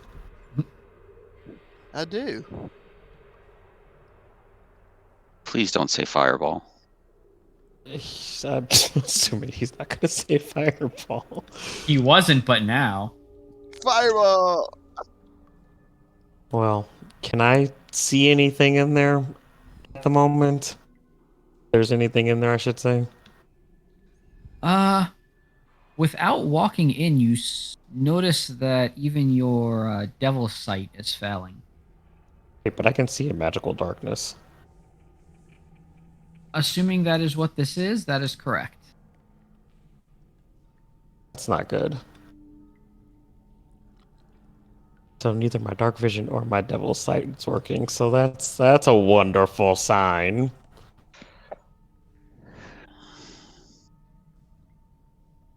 Well, I cast daylight. hell is daylight. You cast daylight and the into that room. You still can't see through the door. It still just looks like darkness. We might as well just go through it at this point. It's like, I know we try to be safe, and then and then Doesn't we're matter. forced into doing it anyway. Yes.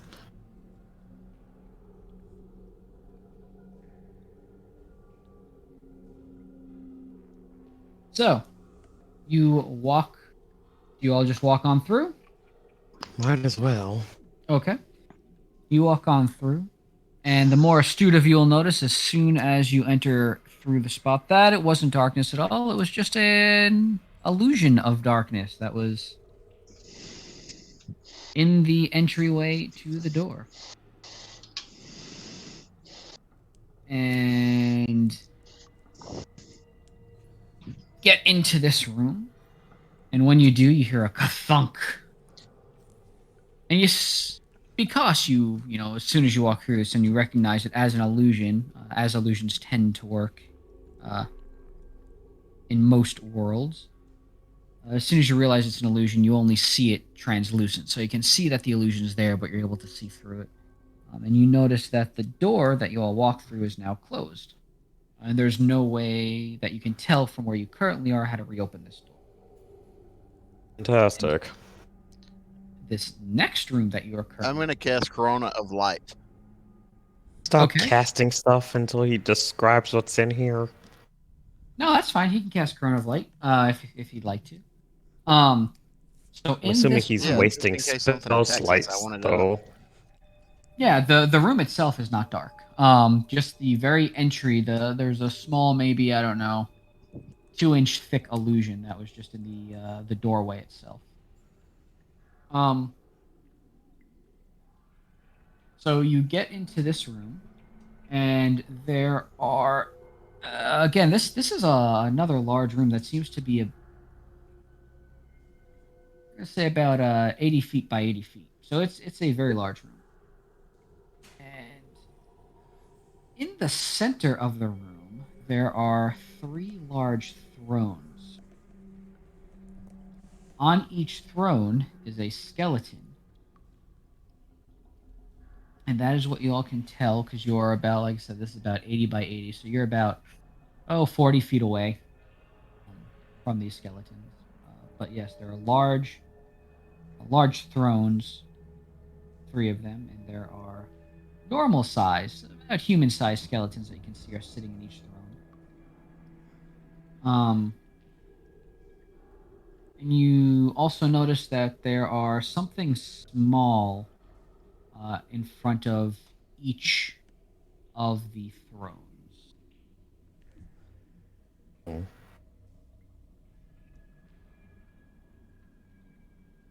Okay. So would you all What like are to these? walk What are in? these somethings? Okay.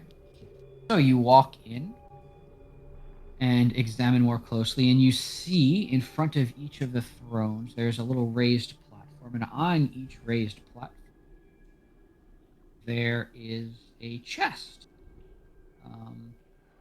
like a treasure chest. You can't find any way to open the treasure chest. And you also notice that on the skeletons, they have some gems in their eye socket. Each, so there's gemstones that are in their eye sockets. They're, like I said, 3 small wooden chests, but they don't have any way you can tell to open them. That are on raised pedestals that are in front of And there also is the corpse of what seems to be an unfortunate adventurer that's crumpled on the ground right next to where these chests are. You notice that each of the skeletons do have a different set of gems in their eye sockets. The skeleton to the left has red rubies, the skeleton to the right has green emeralds, and the skeleton in the center has one ruby and one green emerald.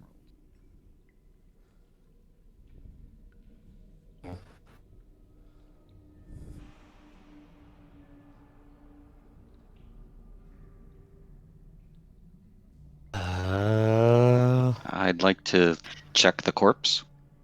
Okay. You check the corpse and you find that it is holding an unusual looking magnifying glass. It seems cracked. Looks like the magnifying glass is extremely fragile.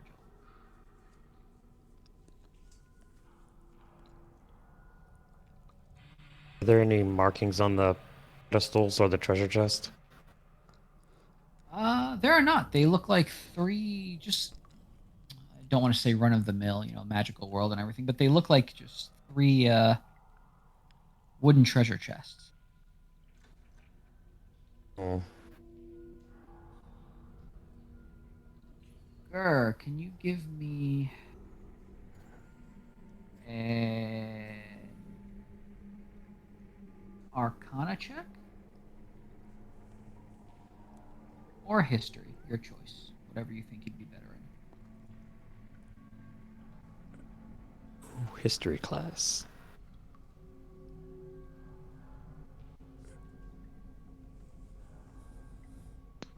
That's a 17. Perfect. You recognize that the magnifying glass that the corpse is holding, was holding, dead, fingers are wrapped around it, but it's a magnifying glass of X-ray vision. The fact that it is broken, though, you realize it probably only has one use left. You also notice that the adventurer looks to have been a treasure hunter. They've got several maps tucked into a pouch. A bunch of different trinkets are hanging off their belts. Unfortunately, even though they look elaborate, them seem worthless and don't have much market value. Of the good eye that you have for appraising things. Looks like the adventurer was trying to examine, based off of the position that it was in, examine the chest with a magnifying glass when they died.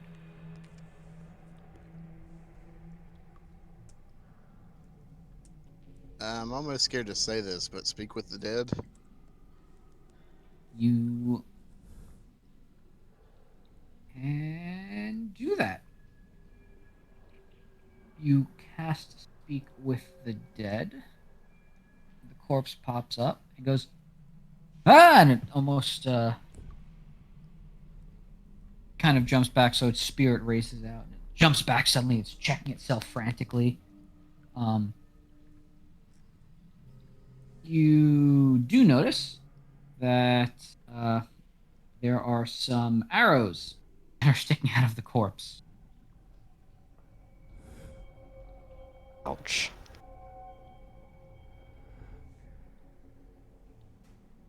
So, what killed you, dude? I mean, not what killed you. Obviously, it was arrows. So I say, I but, guess Ah, becoming a porcupine might have did that.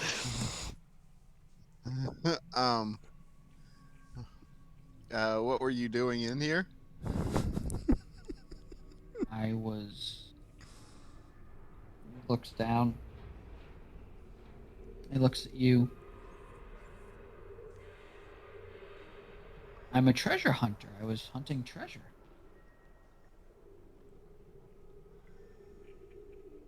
Well, you were a treasure hunter. Good times. Looks down. Yes, unfortunate circumstance, I suppose.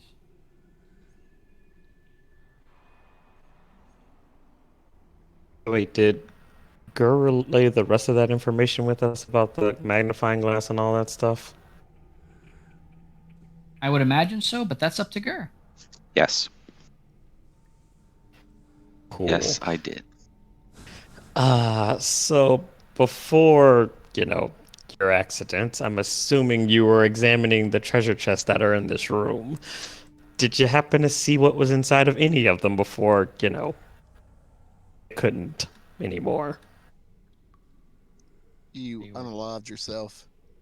They were treasure chests. I was hoping for treasure, but then I tripped and broke my magnifying glass. Trying to figure out what to do, and then that's all I remember. Wait, so that means he didn't even get a chance to do anything before he got, dead. Wait, if that's the case, then where the places did the arrows come from then? When I was trying to get in here, Where somebody did the arrows shot come at me, and then I ran in here. And then looks to... So, Sax asked the question. Then here's Tortuga ask, so since Tortuga's the one that cast the spell,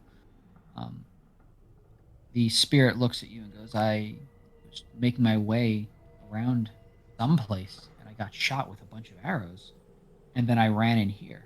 And that's when I tripped and broke my magnifying glass. And that's all I remember. So he died before he did anything useful. That's unfortunate. This magnifying glass only has one more use left, so there's also that. Oh no.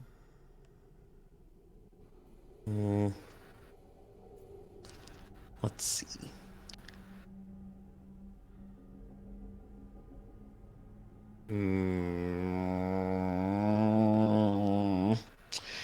I mean, part of me wants to, rearrange the gems, but then I'm like, if these stupid things wake up and start attacking us, I'm just gonna be very upset. So, there's that.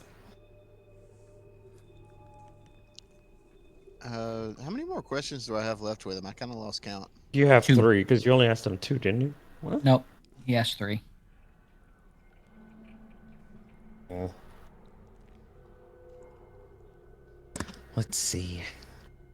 What information could he possibly know that would be useful to us right now? Did you have any information regarding this room before you came in here? And if so, what was it? That's only one question. It's 2, but only if the first one gives you an answer. So lucky for you, the first one says, I don't know. I found myself in here, and then I tripped and fell. And that's all I remember. Just mentioning that he tripped and fell. Like, I don't... What? You suck as a treasure hunter. Just saying, That was a statement will- and not a question, so it counts. It doesn't count I against will his question. Have you know, Eduardo the Great, many books have been written about me. Thank you very much. I haven't read any.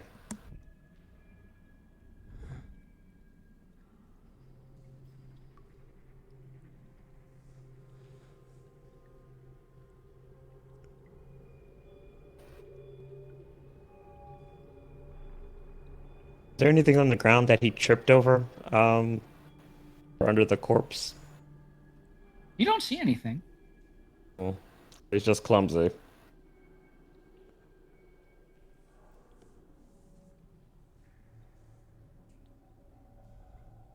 No.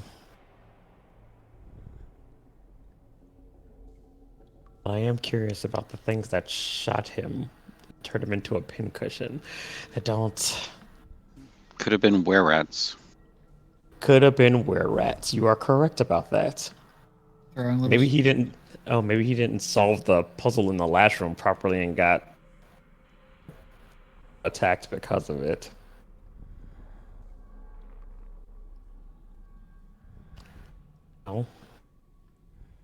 I will note again that one of you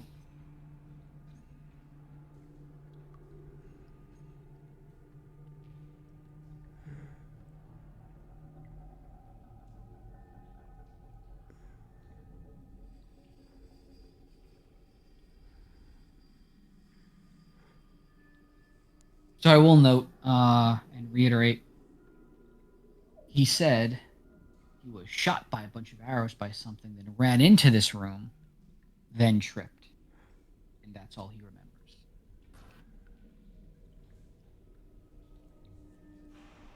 Which makes it seem like he, died upon tripping. There are a lot of arrows in him. How Almost like many a is a human lot? pincushion. You're counting maybe about 18 to 20. Jeez. Dang. They wanted him dead.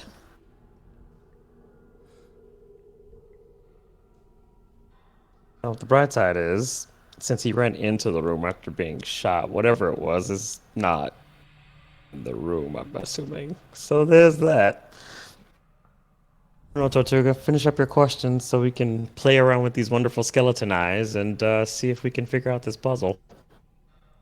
There is one Okay, question. does anybody have any you serious questions to ask him? Why are you planning on asking him something crazy? Probably. I mean, honestly, he's no use to us, really, so you can do whatever you want. I already mentioned that he doesn't remember anything besides, getting turned into a pincushion and breaking his neck, apparently. So, do the non-assuming trinkets on your neck do anything cool? I mean, obviously they don't protect you from arrows, but They do not. They do not. Yes, they're very special. They gain me entrance to certain places. And with that, the spirit dissipates. Is the fifth question. Cool. Let's steal his trinkets. let's steal the trinkets.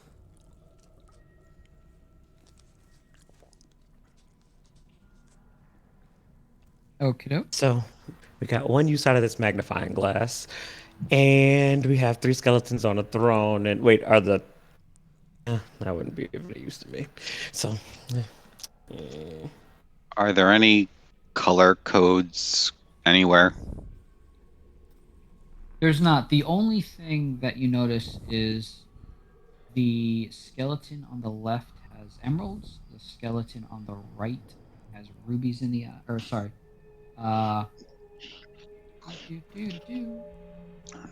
From left to right, it was red rubies, green emeralds, and 1 and 1. Yeah. There you go. So there is technically there's enough for us rubies. to mix and match the eyes for all 3 of them, if we really wanted to. If that works. Because we can switch out one of the emeralds from that guy's eye and one of the rubies from that guy's eye, and then everybody can have a ruby and a emerald eye. Yes, left And is Yeah, I just didn't know if there were flags or banners or I had them backwards. There we go. Yeah. some sort The of code. skeleton- Yep. I was skeleton on the gonna left ask has if red the rubies. The right has emeralds. Thrones were color coded, but I was like, They're you said not, they're all the actually. same throne. They Oh, do look no. like they are made of pure gold, though. And they are incredibly pristine, despite everything. How heavy is a throne? Asking for me. It looks. You think it's embedded into the ground, and it's probably weighing, I don't know, 6,000-7,000 pounds. What? Oh, that's well beyond my telekinesis, so they never are mind. very, very big thrones. Okay, well, I would like to try, switching out emerald and the rubies from the 2 left and right ones, so they all have ruby and a whatchamacallit eye. It's a kit. So Ruby and an emerald. There we go. Yes. So the center one has one of each. So you're going over to the skeleton and you're trying to change out the eyes. Left and the right ones. Yeah, because the center one already has the mixed pair. Okay. So which one do you go to first? The right one. I can't tell you which is the correct one. Oh, you mean the one on the right? Yeah. So you walk over to the one on the right, and it actually takes a little bit of a jump because like I said, the throne is very large and it's sitting up off the ground. And the skeleton is human sized. So you climb up a little bit, and when you get to the skeleton, you notice the bones are actually warm, despite the room itself being kind of cool. When you That's reach normal. your hand out to touch the gems, first you get a shock, and then you realize that they are stuck in the skull and not going anywhere. Well, crap. Oh, there goes that plan. I wonder if they loosen up and we find a way to open up the chest. And we tried looking in. Well, Kerr has the magnifying glass, so that's kind of up to them.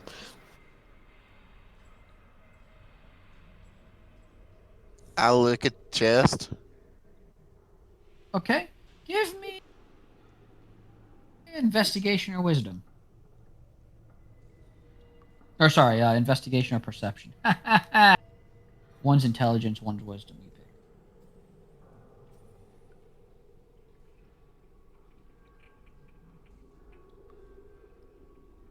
Perfect. Nice. So, Tortuga, you notice that the chests actually, can move off of the pedestals. And you also notice that there is a mechanism that raises and lowers the level of the platforms that the chests are on. The mechanism, the levels of the pedestals can't be manipulated in any way other than the chests being placed on them. So you pick one chest up, you put it back down, you see that it's actually adjusting. The pedestal's height is adjusting. There's a series of pegs. They all look to be the same. There's a series of pegs that fit into the bottom of each of the chests. That are on the bottom of each of the chests. And you see that the bottom of each of the pedestals, or the top of each of the pedestals, has those pegs, holes where those pegs would sit into. So you imagine they act similar to a key, but they don't actually look like they have any teeth or anything that identifies one from the next. Are the pegs colored? They're not. And are there different weights to the chests? The chests do not have different weights. Pegs under them. Mm-hmm.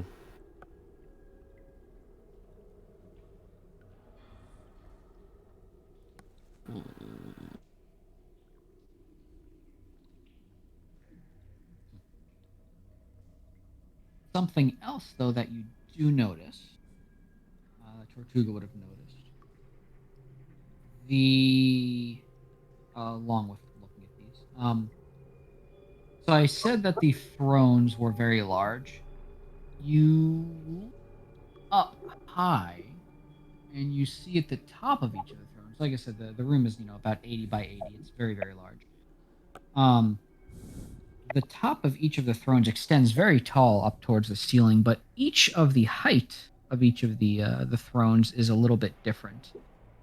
And you notice that the platforms that the chests are on are also of varying height at the moment. And you see that it looks like the chest or the height of each throne going from left to right gets taller and taller. So the left one appears to be the shortest, the middle one is a little taller, and the right one is the tallest. And looking at the platforms the chests are on, you note that they are not in a similar ascending order from left to right. Oh. So we would just have to move the chest around to each platform until they matched, maybe?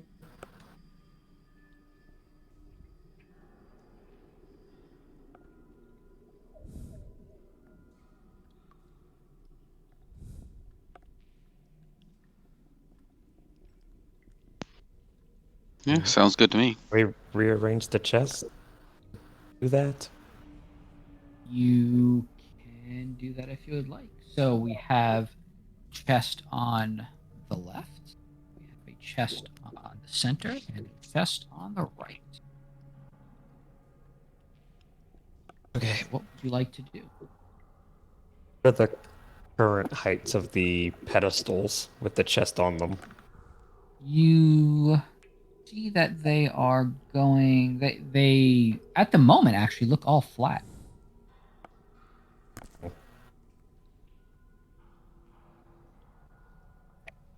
They look roughly. Let's see if I can figure out a good way to say this. They look roughly the same height. The one on the left and the right are the same height. The one in the center is a little bit higher. Just a little bit higher. Okay. Hmm.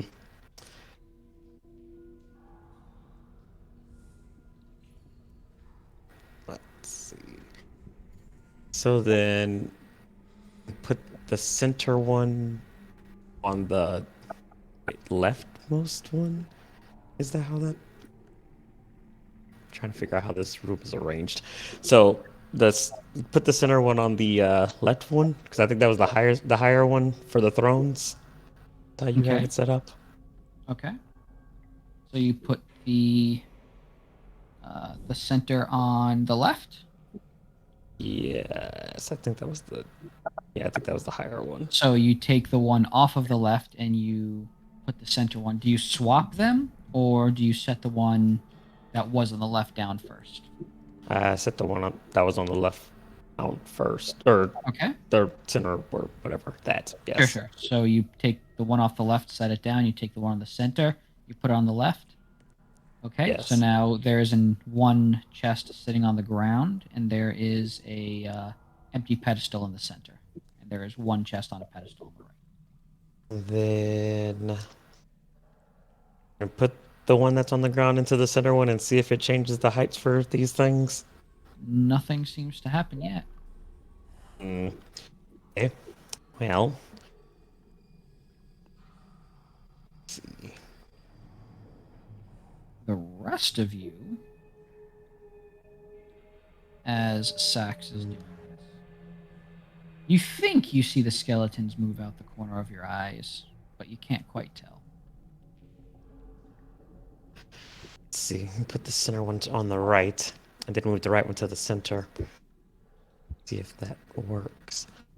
Okay, give me 1 second. Be right back.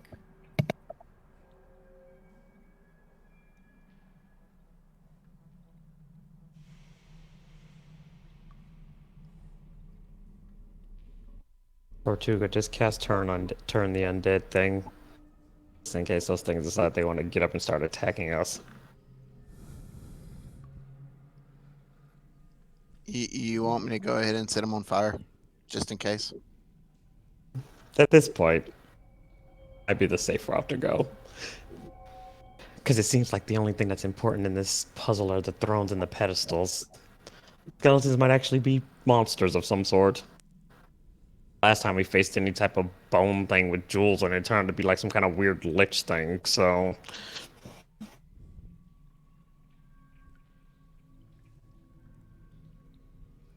I'm going to do my Corona of Light again when he gets back.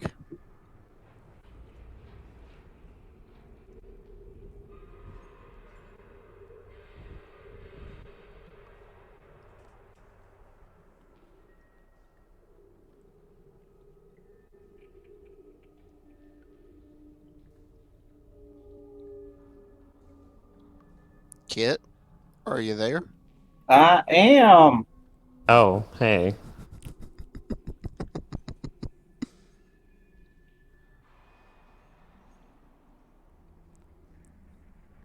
Yay!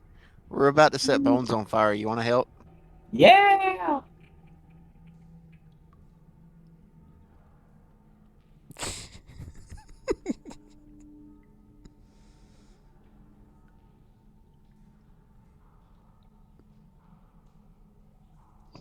Also, we got these sweet tales of our adventures, I'll say, and one of them is very colorful, and I'm going to give it to you so you can always have your memories of you and your best friend Sax forever. I am Oh. back. Sense. Woo. Okay, so as you, well, after you place the or set those chests back down as you have, Sax, you and the skeletons, do a little bit of shifting. You suddenly hear, splat, and you see a lot of feathers flying around, and then you notice that Kit's been suddenly dropped into the room. That's what we're gonna do for Kit showing back up. I am here. Yay, I guess. You are welcome. I'm not thanking you for that. So yes, there are 3 treasure chests. The thrones are of differing heights, and there's a magnifying glass that is broken. Magical magnifying glass. Gur currently has. And you do know that the initial setup of the treasure chests, they were in the wrong positions. You knew all of them were in the incorrect positions. And let's move them all. So do you place them back in the starting position? I mean, I guess. No, it's just a question. Question is like, so there's no differences between any of these treasure chests, right? Not that you can tell from the outside, correct. I would have to look inside in order to figure that out. But on one method we have to do that, we only get one use out of. Yes. The skeletons, one of the skeletons has emeralds, one has rubies. So the one on the left has rubies, the one on the right has emeralds, and the skeleton in the center has one of each. And you see that You there would are so- 3 treasure chests. Kindly look into the treasure chest. Greatly appreciated. Which one? The left chest. One on the pedestal on the left. I will look on the left pedestal chest. Okay. So, before we go through with this, Sax, did you place the chests back in the way that they were when you first entered Yes. the room? Okay. So you're going to use a magnifying glass to check the leftmost treasure chest? Yes. Okay. You check the leftmost treasure chest, and you see that there are emeralds in that chest. And then the magnifying glass shatters as soon as you do that. Wonderful. Well, I guess. I need to re-up our telepathic bond with Kit now that he's here. Oh. Do that, I guess. So I would wait. Because the left skeleton also has emeralds, right? Left one had rubies. The left one Okay. has rubies, the right one has emeralds, and the center one, the center skeleton, had one of each. So I'd like to move the left treasure chest over to the right pedestal, the one in front of the emerald. Yes, that one. Okay. And then I would leave these 2. And since these are already in the wrong position, you could just switch them around. Okay, so you Yeah. put the left one on the right, which leaves Uh-huh. you with 2 chests. So where are you moving the I switched, center? and The center switched- to the left. yeah, I'm and gonna the- switch those around. Center to the left? Okay. And the right to the center. Center to the left and the right to the center. As you do this, the ground starts shaking Uh-oh. and the pedestals start to move. You hear stone grinding against stone, and the pedestals move and move. And you see that the one on the left drops down, so it is now the lowest one. And you see the one on the right raises up higher, so it is now the highest one. And the chests themselves start to glow. Skeletons animate and start to laugh. And they cackle, and the one in the center speaks and says, "You have solved the riddle of the three kings, and now you must prove yourself worthy." And Crap. the center skeleton head pops off and floats forward and actually grows a bit Corona of light. larger. Okay. I thought you cast that already, but I guess you're just making Did. sure that you Making sure it's up. Yeah. It only I lasts did. for a minute. I'm recasting it, making sure. Oh, okay. Similar to the telekinesis thing. Yeah.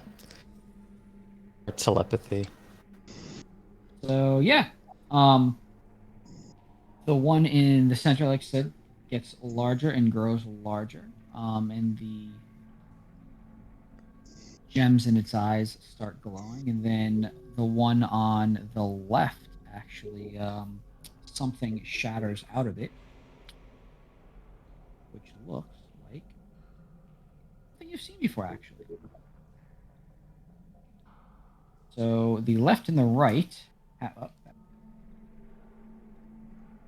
left and the right, this shatters out of, and the one in the Oh, center, we have fought that before. Wonderful. head pops off. Now looks like a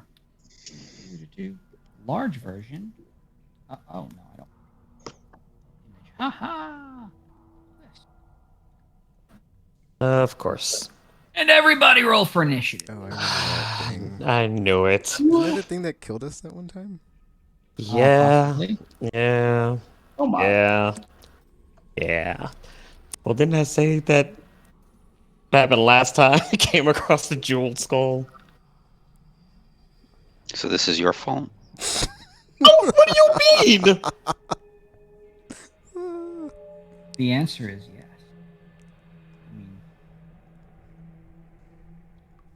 I mean, we had no Did choice but we to solve the all puzzle just roll anyway. Really sucky initiatives. We did. We did. Oh wow. Okay. So Wow. Can I get a it has do-over? a 2. It doesn't tech- matter that much. It does to Technically, me. You all have a inspiration, but I don't know if you'd want to use it. I'll save it for something else, just in case. Tekken 9. You're 11. Oh wow, Zach's rolled a 1. I mean, I a 6 did. total, but you rolled a 1. Heh heh. Okay, Glad you find it so funny. I just find it funny because the big floaty skeleton head goes first.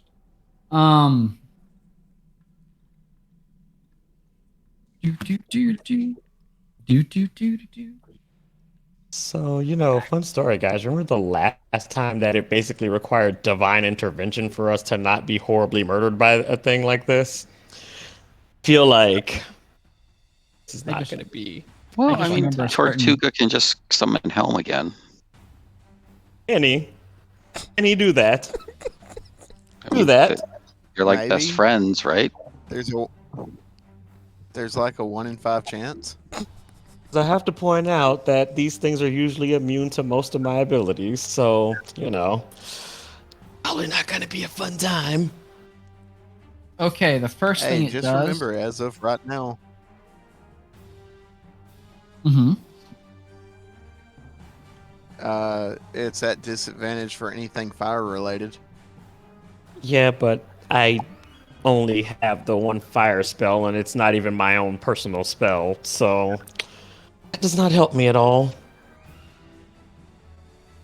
I just remember that there was a certain, forget which one of you it was. No, I don't. That said, I don't feel like I'm in danger. So Well, that was Kit. Wasn't us. if everybody, well, actually, I probably should describe what happens first. A very familiar howl is let out of the floating head's Ah, mouth, crap. and It's the everyone same move that killed us last time. needs to give me a Constitution save. Oh boy. Oh yeah. Lucky. Okay. I would also like to cast Lucky before I even roll, just in case. I don't think Yeah. that's Inspiration.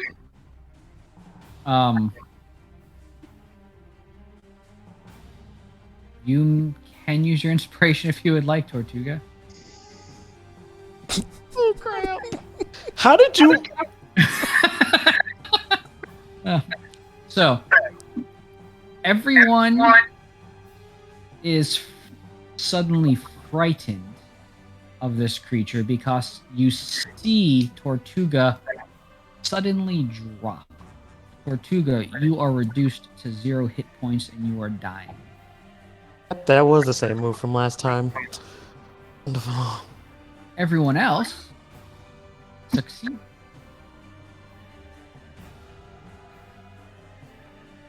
It doesn't Right. frighten means we can't. Kit, if you are here, I am. could you give me a Constitution save? What?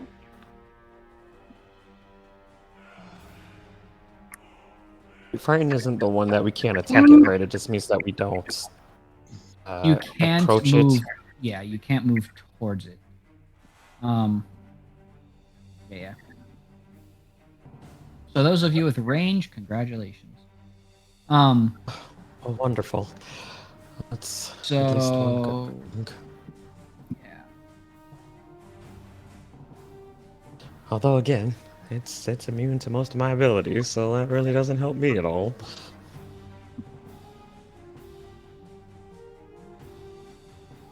The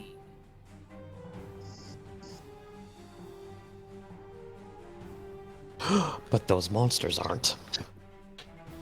and at next up we have Gur.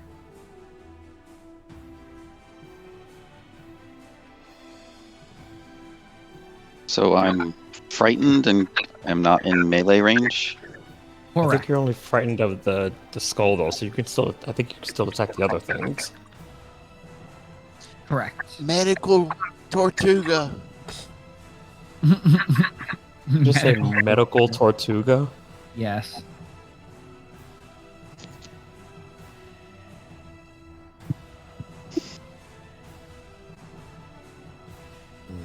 This is going to be an unpleasant fight. I'm not a medical person.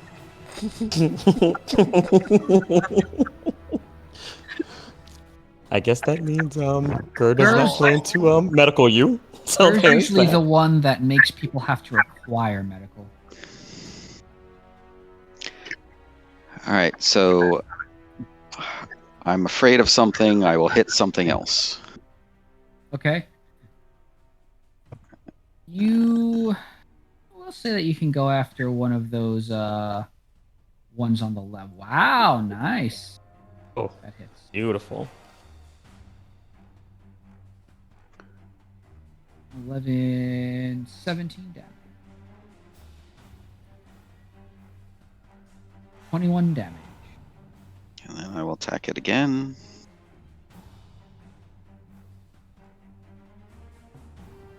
That hits.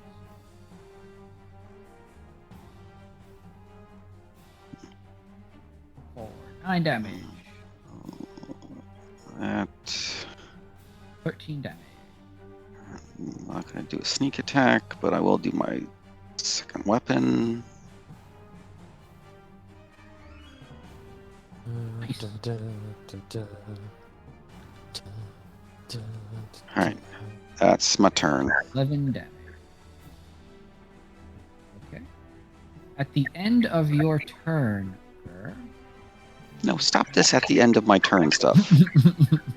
Oh crap! These things are. No, I love these. They're my favorites. Let's just agree to disagree on that. I just want to say, it's like, I mean. Honestly. Like this is Can somehow you Tortuga's fault. give me a Constitution save, Gur? Well, you have advantage on those, so that's good at least.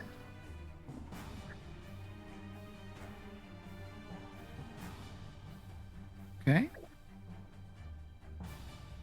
Your hit point maximum you suddenly find is reduced by 10.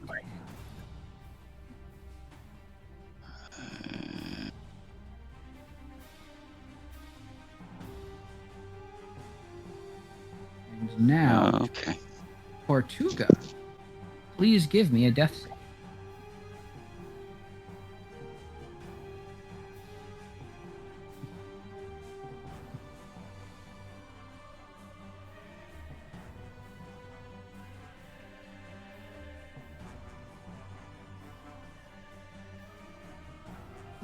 Yay, that's a success. You Yay. should on your sheet. Let's see. Okay, cool. You're good. And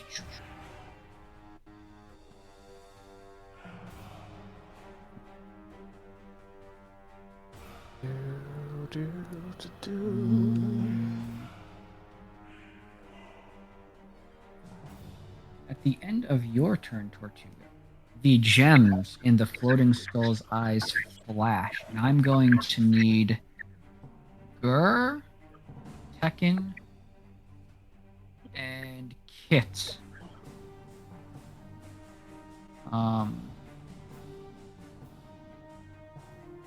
Actually, everybody to give me a Constitution save. Constitution save. Me too. I think I'm You're dying. You don't need to worry about it. gonna use my diamonds for another one of those. Yeah, sounds good. Thank you.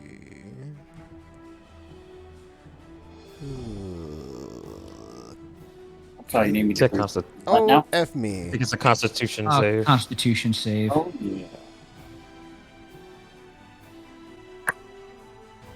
Oh yeah. Okay. Oh, nice. So, Tekken, you find that you are currently blinded. This is escalating. Sax and Kit, you succeeded, so you don't need to worry about that. It is now Tekken's turn.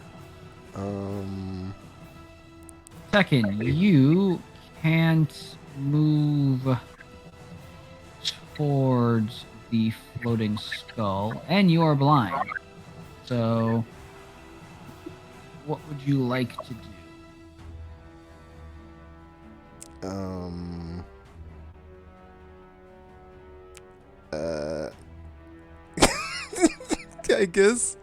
I guess I'll use my stillness of Panic. mind to at least get my frightened off, and then I'll Okay. and then I will where's this? Where's my thingy at? Where's it at? So your key point to get rid of the frightened. Okay. And then I will where's the thingy at? Hold on. Yeah, Okay. and then I'm gonna use a key point to use step by the wind to like just disengage and get really far away. Okay. You actually are not within any melee range of this yet, so you don't even need to worry about disengaging. You can just run away a good distance away if you'd like. Yes.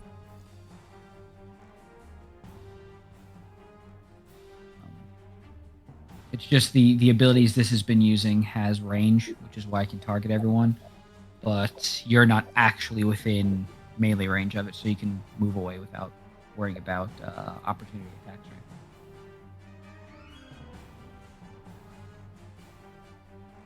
Is that it for your turn? Hey, just Yep. because I'm curious, Yes. How many key points do you have now? I mean, level 17. It's 17, 17. I think, 'cause Yeah. I think it's as many as his level. Correct. Oh, cool. At a certain point, Tekken will start automatically regaining some at the beginning whenever he rolls for initiative, Oh, nice. which is nice. And I think you, Sax, regain Bardic Inspiration automatically whenever you roll for inspiration or roll for initiative. I think one of the colleges does that, not the one I have, though. Mm. At least not until like level 20 or some nonsense, which Pretty much. Okay, so Tekken makes a hasty getaway, moves far away from any range. I will say that you move fast enough, and having gone toe to toe with one of these before, you move more than far enough away to not have to worry about it. Next up is the. Well, you all know what it is. The Bone Claw. our favorite monster that likes to murder us for no reason. As As a matter of fact, I think one of those things is the reason why we started the whole fingers, fluids, and tongues thing. Yes, it is. It runs up to. Well, the one on the left actually doesn't run anywhere because it was right next to. Oh no. Yes, it's right next to Gur actually, so it doesn't go anywhere. The one on the left just attacks Gur. And everyone but Tekken succeeds. So Gur, you are not blinded. So it tries to swipe at you, and it hits you for 20 piercing damage, Gur. And you find that you are now grappled.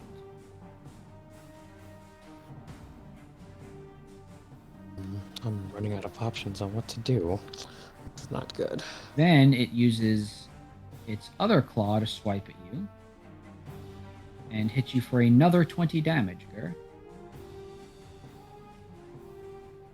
The Bone Claw on the right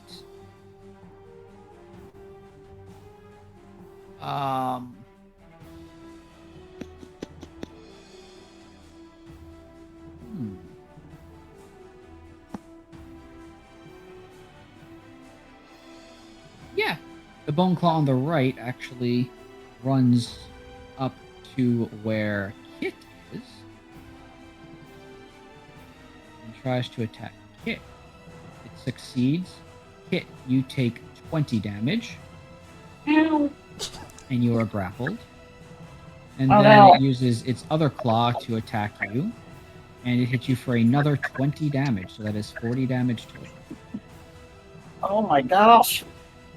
Well, this is And now it's your going turn, well. Kit. You are currently grappled. You can attempt to escape. On the bright side, you can still, attack the one that's holding you. You said I'm still grappled? You're still grappled. You can use an action to try to escape, or you I can will attack attempt the one to that's escape. grappling. Okay. Give Okay. me. You can give me either an acrobatics or an athletics check, whatever you would prefer. Whatever you think Kit would be. I'll do acrobatics because that is. Okay. Oh god. You do not get out. You are still Alright. grappled. So I can't do anything, or can I use a bonus action to try? You can. So trying to escape is an action. You still do have a bonus action if there's something you'd like to use. A bonus If I'm grappled, can I attack? you Or can. Yep. I will As go, long as you have something that has a bonus action to attack. Yes. I will try to shillelagh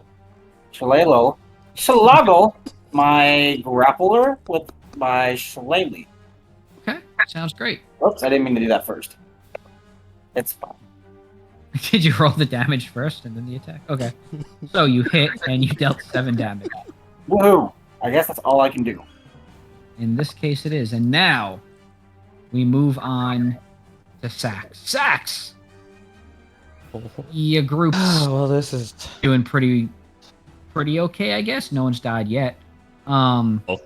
Someone's on death's door. So, for my bonus action, I'm going to Yeah. cast Healing Light on Tortuga. Make sure he doesn't die.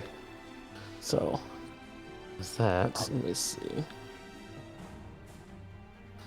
So I will use 2 dice for that, so I can save one just in case. So let me do that.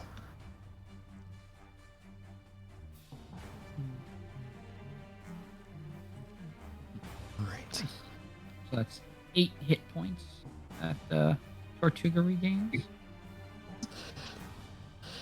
And Yay. my actual action, I'd like to cast light on an object and just toss it next to us. Okay. And that will end my turn. It's actually a pretty smart. Yeah, I remember what they can do. So Next up, the floating skull shakes and its eyes glow again, and it kicks its head back and howls one more time because my die rolls are fantastic right now. For me. Not for y'all. Can everyone give me a Constitution saving throw again? why Except can't it be? for Tekken. Because Why Tekken can't it ran be far like a enough away. charisma saving throw or something? I mean, it just. Everyone but Tekken.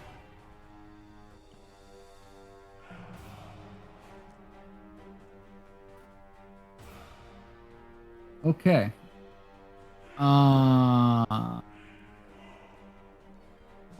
So we have there's Kit, Tortuga, Gur, and Sex. Kit used to drop to 0 hit points and are dying. Everybody else, Did you do what? you drop to 0 hit points and you're currently dying. Yay! Everyone else is frightened.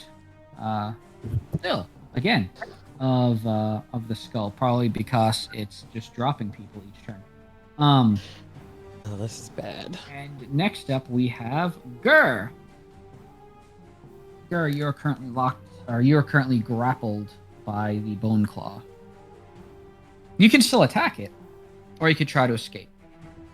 I would like to use acrobatics to escape. Okay. Give me that roll. That check. Damn it! No, oh, You know, I was really hoping that you were going to say that's actually a 17, but in this case, no. You acrobatic your way out of it. You I don't think have it needs to be. a bonus action remaining if there's something you'd like to do. Yes. I would like to attack.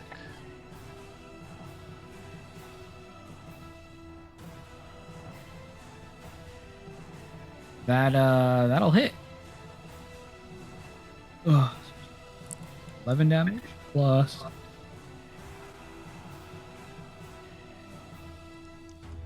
Is it... Can I get a sneak attack or no? I don't know who else is next to the bone claw. There is currently no one else that is close enough to you right now. Okay. Possibly, yeah. Then that is my turn. 11 damage.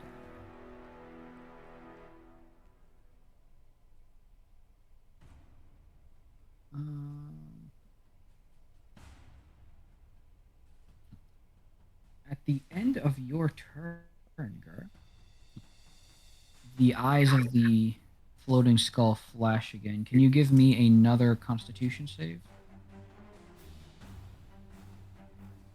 This thing is annoying. Can somebody smash its eyes?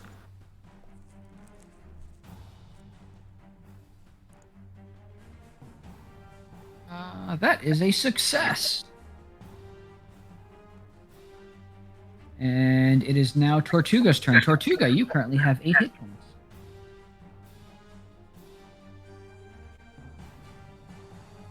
Is anybody else besides me and Kit like really hurting bad?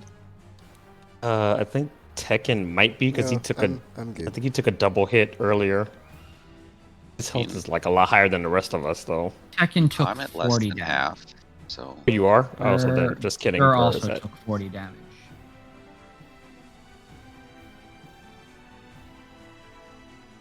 All right, so I'm gonna do something cool and do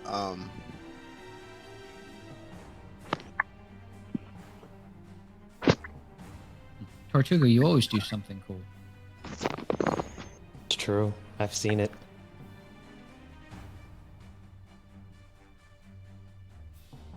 mass heal. Nice. Isn't that the most powerful healing spell in the game? It is. The blazes did you get access to that? his BFF helm, I guess.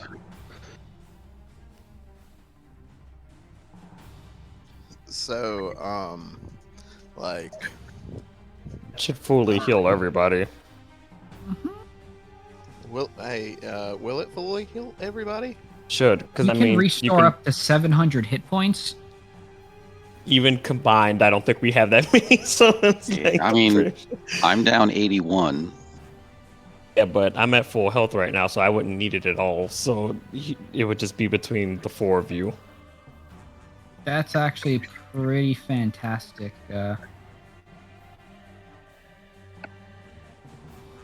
Except.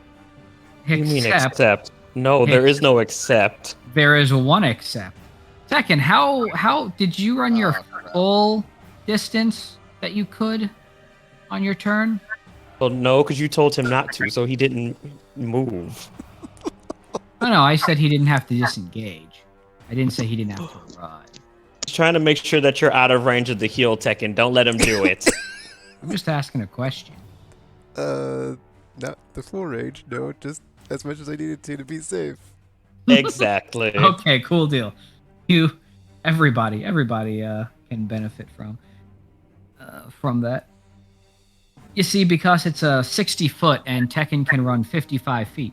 So technically, if aware. Tekken ran the full amount, he would be just outside because of where the positioning is. I knew what you were trying to do. I mean, it was kind of obvious, but I still leave it up to the player to decide.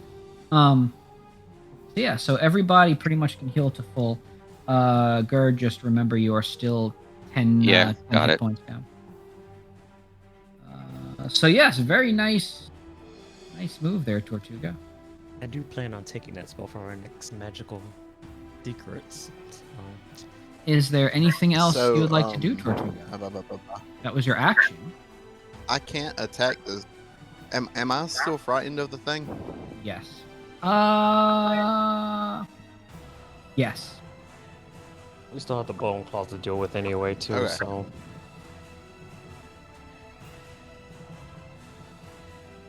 I am going to cast.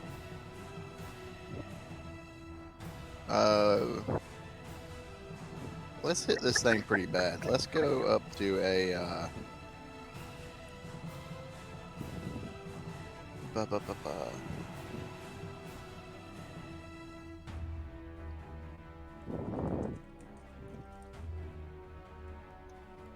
Let's do a level 4 spiritual weapon. Excuse me, spiritual weapon. Okay. we have Jaegers. At the bone claw. Okay. The one on the left or the one on the right? There's one by Gur and one by Kit. The one by Kit. Okay. That hits. Wow. I figure you can take care of yourself. You got the stabbiness going. I mean, Kit just died. I'm Almost. dying, not died. well, you're fine now. He healed you, so 17.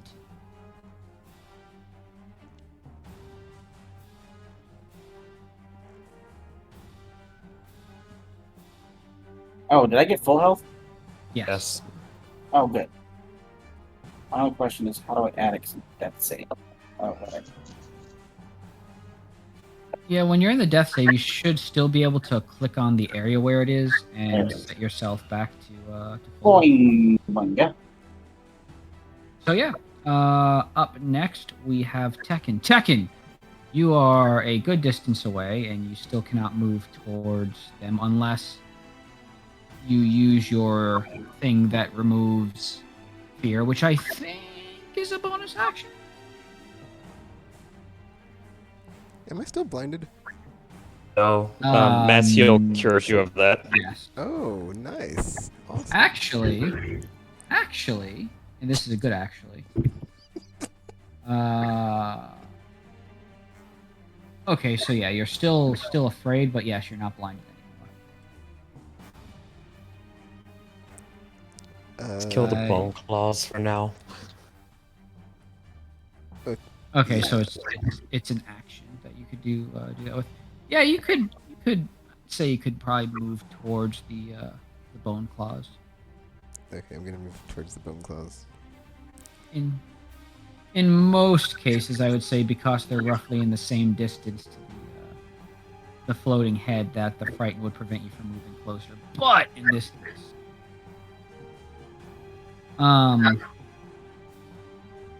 so you going to the one on the left or the one on the right? Which one's? Wait, what is the current status of like who's attacking what?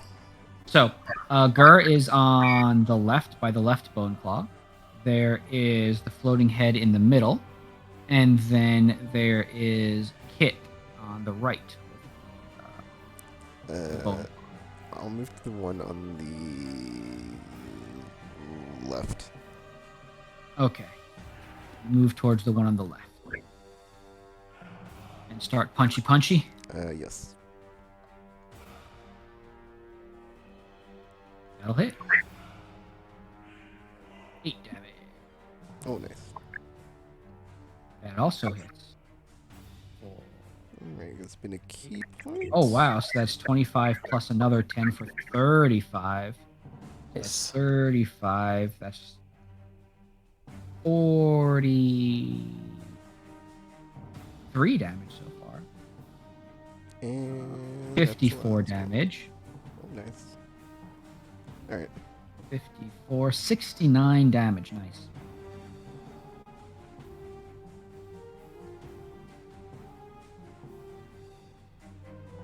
And it is now up. Oops.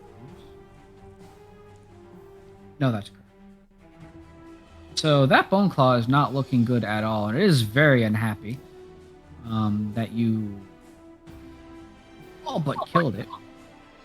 So it uses its last few moments to try to hit you. 1, 2, and it slashes at you for 40 damage. Jeez. And at the end of its turn, the floating head, its eyes flash again. And I'm gonna need everybody to give me a Constitution save. Yes! Haha. Lucky. Ah! Lucky. My gosh, lucky. Okay. I need to use my inspiration. That's not gonna. So, Was worse. Wonderful. So I'm screwed. Sax, you just find yourself blinded. Hell, that's just great. Now, the bone claw that was by Kit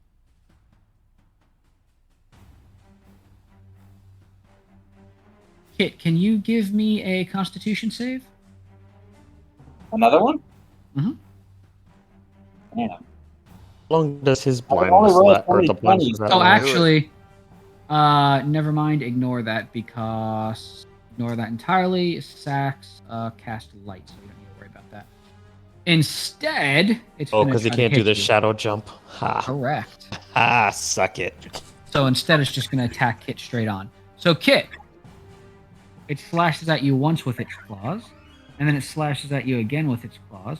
and then you take 20 damage. You are currently grappled. Damn it. I'm tired of being grappled. On the I'm bright It's side, better, it's your better than what turn. the alternative was, so. being dead again, dropping to 0 hit points from like, I don't know, full. Just Yeah. about. Yeah. Oh, the combat isn't challenging. I asked for challenging, not be bent over the table and like spanked. Well, to be fair, you kind of did. I asked for like a slap on the wrist, maybe like No, you know You were on bas- both wrists, maybe on one wrist and the other wrist, not like not at throw all. me on Not the at all. table by the back of my head and call like spit on me. Like, go all in. No Nope. lube, no makeup, just go all in. And you were No, just it's like, that's what I true. want. And then next thing you know, now we're in this situation. So I hope you're happy now. just so Kit doesn't feel bad and y'all don't think like you're being punished for when I say, hey, give me feedback.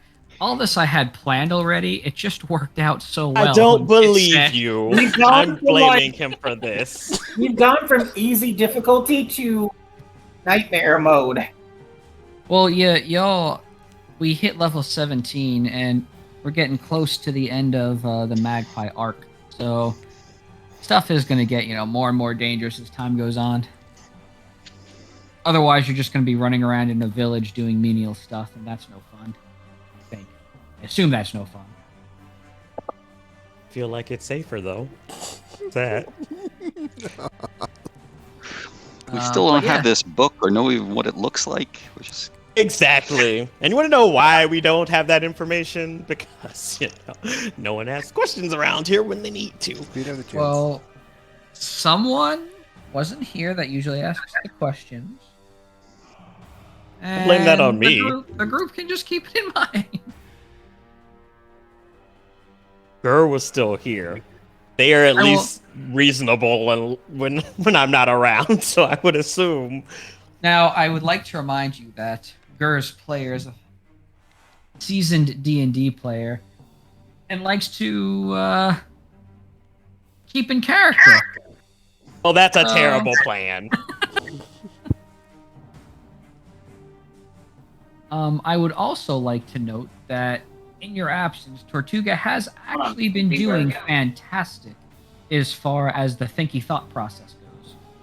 That's good. He's learning. Yay. Yes, yay. Anywho, yeah, Kit, it's your turn.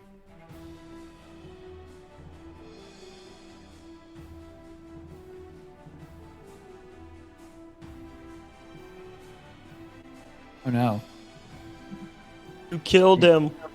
You killed him. I fear Kit has been whacked by his own shillelagh.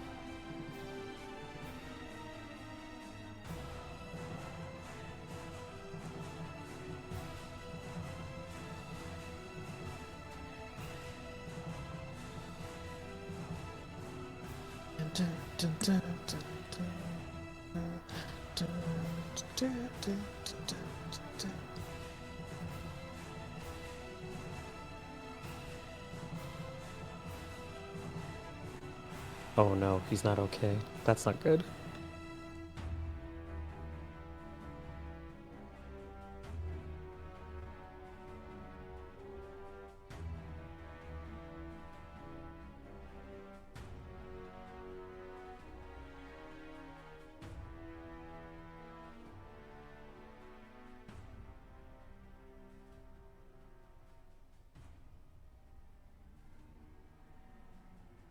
Lost Kit.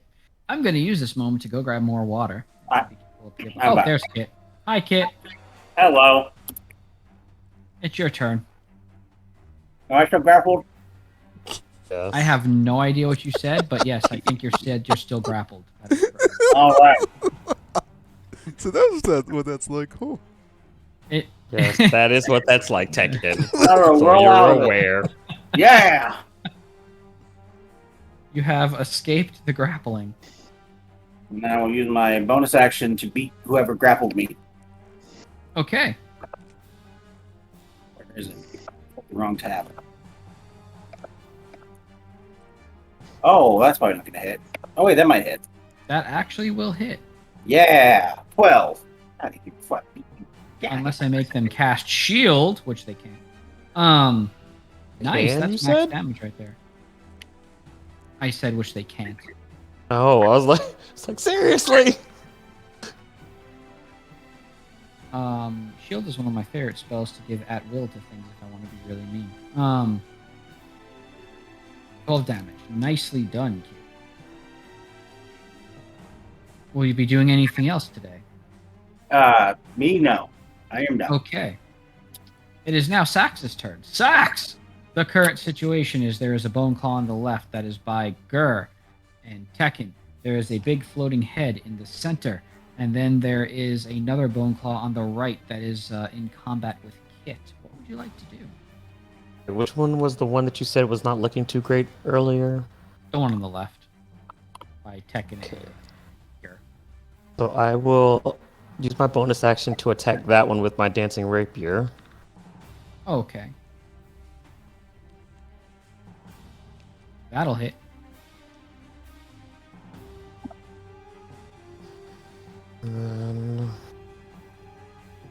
And tell us what it looks like when you kill it, because it's dead. So I summon Seymour and throw him one of my extra rapiers. And then we both start spinning like crazy until we turn into a giant whirlwind of blades and Gogurt the hell out of it. Sorry about the Gogurt. I'm sorry I asked, but I'm happy. So since you said both of you spin, does that mean you got within range of it, or are you still standing back and that was just flash? That was just a flash. Showmanship. Okay, just yeah. So that one is bone soup now. And then, for my actual action, I will cast Mind Sliver on the skull. Okay. So it needs to get a 19 intelligence save. Hmm.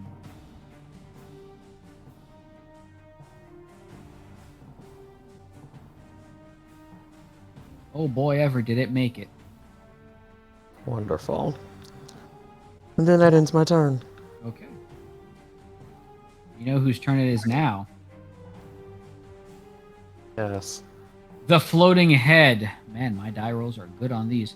The floating head howls again. Can everyone give me a Constitution save? Oh, crap. Alright, come on. Plus 11. Ah, crap. I got one last lucky.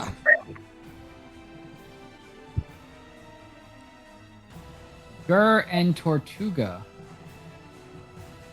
both drop to 0 hit points.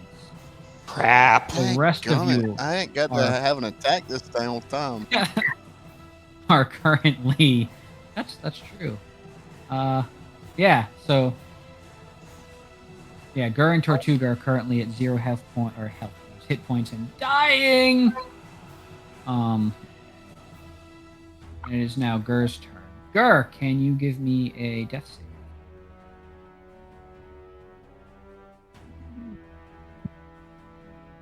Yeah, I'm just trying to figure out how to do it.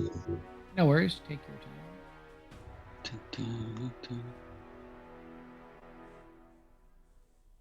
And while Gur does that, Tortuga, give me a death save.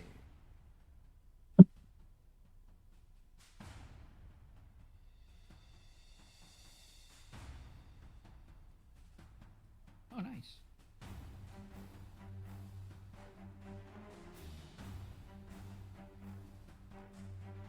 Yay. That is a success for the turtle.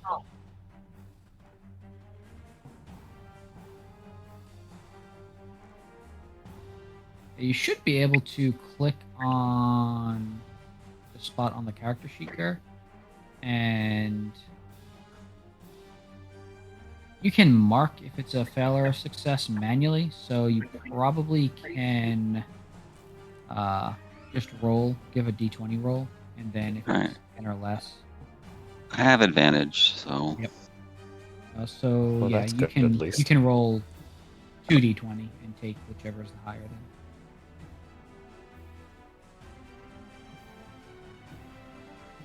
Nice. 19. So okay, success. Next up, we have Tekken. Okay, I'm gonna attack. Tekken, there is one other- bone claw to the right. and a Yeah, I'm gonna floating- attack the other bone claw now. Okay. You make your way over to it where Kit currently is.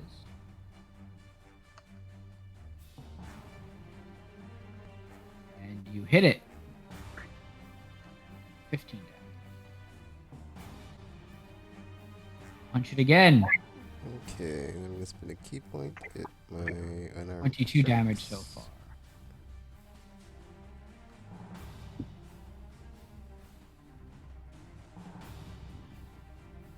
Punch it again in the face. I assume you're going for it. 38 damage so far. And you miss on your last one. No, 38 damage. Is there anything else you'd like to do? I'm going to go into a heroic pose after that to ready my next attack. Sounds like a good idea. Especially because you notice all the bones on the bone claw seem to be kind of cracked.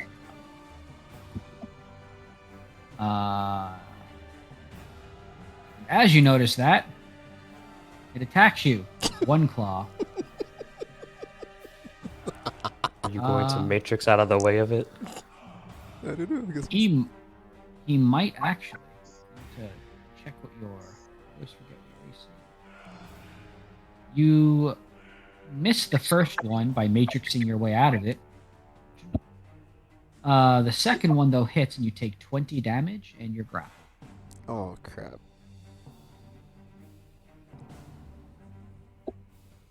And next up we have Kit.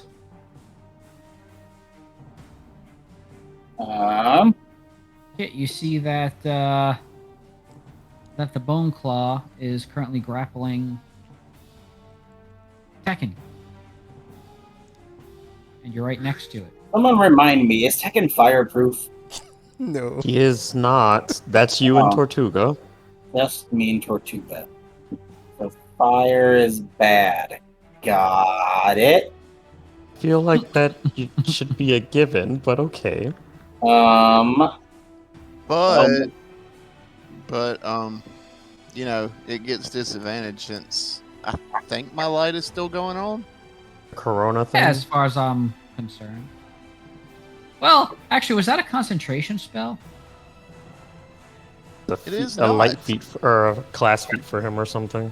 Yeah, and I'm pretty sure Corona of Light. It says until he dismisses it. It says for a minute, so as far as I'm concerned, combat's not gone for that long at all. We're only on round 3, so this is 18 seconds so far. All this has taken place in. So do we like move at super speed during these battles or something? Because I know it's a little weird, but technically, every round of combat is 6 seconds. So after 10 rounds, 1 minute has occurred. that always seems so odd to me. What's that, Kit? I don't know what I can use with that won't also hurt Tekken. Hey, don't you have spells that are like targeted though? Yeah, but Tekken does have a lot of hit points. pretty sure I'm just gonna guess the BS that happens. But it's fine. I will use Spell Toll you're the going Dead. to try to use. I will Okay. Toll the Dead on the thing grappling Tekken. Okay, I thought you were like, I don't know what I can use. For that, Do I hit Tekken or do I hit the Bone Claw? I'm sorry. I Oh, wait, is it damaged already? I assume it's Uh huh. damaged. Oh yeah. That's definitely. almost So you Then I dead. can get do So your 4d12 damage on it. Mm-hmm. It must beat wisdom an 18 wisdom. It has to take a wisdom saving throw and beat 18. Got Oh, dead. Oh, that's all right. It actually, I rolled a nat 20. All right. are you kidding me? I am not. I'll then be it honest. does. It's crappy for y'all, but my rolls have been fire. Probably should have used that action to instead summon my spirit, but we are too late to do so. Anyway, I will go ahead and just beat it with my stick. I don't I mean, think phrasing? so. Instead, I'm just gonna whack it. Never. Oh, that makes sense. Still phrasing? I don't. You're gonna think whack you're it with I'm your just stick. gonna Okay. beat it. Stop! You're not helping the case. He's beating it with his 6.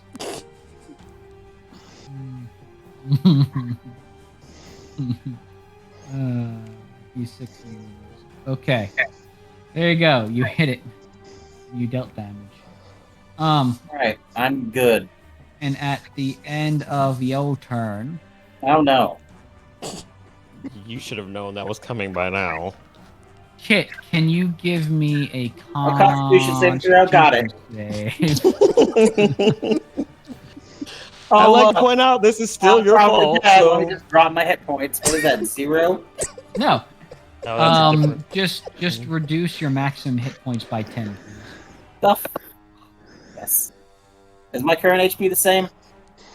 Your current HP remains the Minus- same. It's just your okay. max goes down by 10. Just remember you brought this upon yourself. All right. And now, And now all it's of us. Max's turn. Listen, all of us. I trust Matt. I trust him that when he says that he was planning to do this from the get-go. Yeah, well, he's was. obviously I'll do it. lying. He was just trying to be nice because he knows that we're all going to stab you. I've already died, so I. I've become attached to everyone's everyone's character. I wouldn't want to see anyone die. You know And nothing of dying. Here we are. I was born into That's what I'm it. saying. Yeah, here we are. All right. Wait, is that a challenge, Tortuga? No, I'm just always half dead. I mean, right now you're kind of fully dead, right? Well, one foot in the grave. Yeah. Sax, whatever. All Whatever right. you'd like So, to do. for my Hey, bonus current action, stuff. Okay, go ahead. huh? I was gonna say I could tell you what the current scene is, but if you remember what it is, feel free to go on. For my bonus action, I'm going to cast my Mantle of Majesty, and I will. Then let's see here. Then after that, I will cast Mass Cure Wounds. Nice.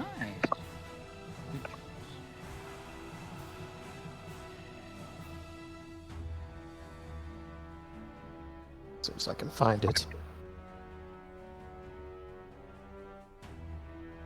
Everybody gets 20 health back. Everybody gets one.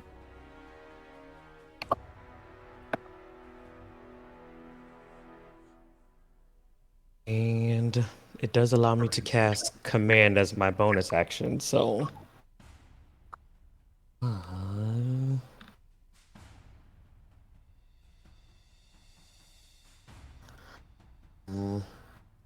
Going to use it on the floating head. You're gonna cast command at the floating head. Yes. Okay. So 19 wisdom save.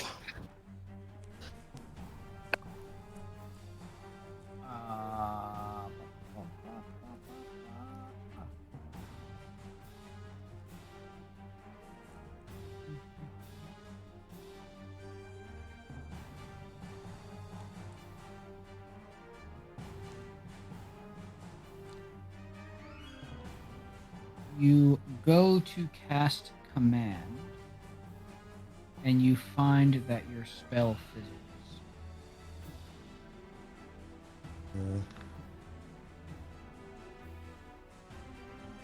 And that ends my turn.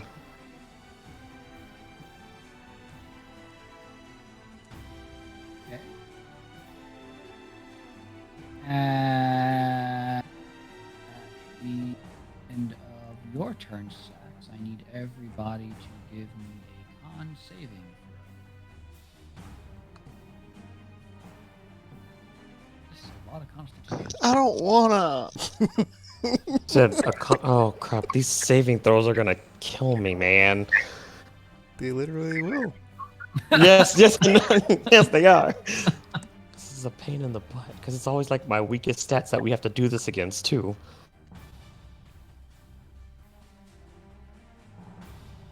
You just need Kit.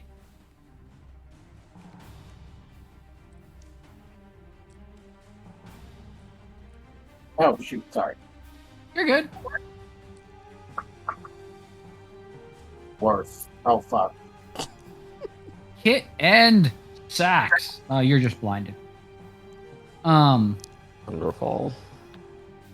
Next up, it's the floating heads. I'm sorry. Did you say we were blind? Yeah. Blinded. Yes. Yeah. I can't see. Oh. Oh, this is happening. And then the floating head opens its mouth to go to howl. And nothing comes out. And looks a little confused. But then it looks at Kit and Gur and Sax. And I need each of you to give me a Constitution saving throw. Oh dear. The blazes did it look at us. You damn it. Double oh dear.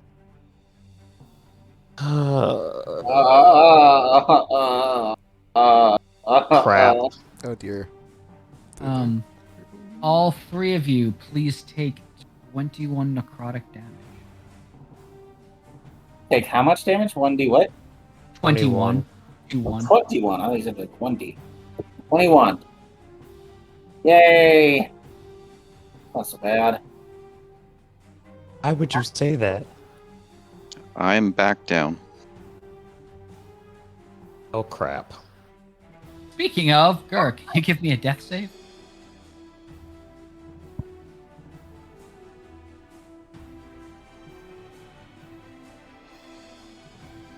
I only need one of them. Well, let's take the 20. Wow. That That's a wonderful range of rolls. yeah, we'll go with that. Given the current situation, we won't stick with the first two. That's right.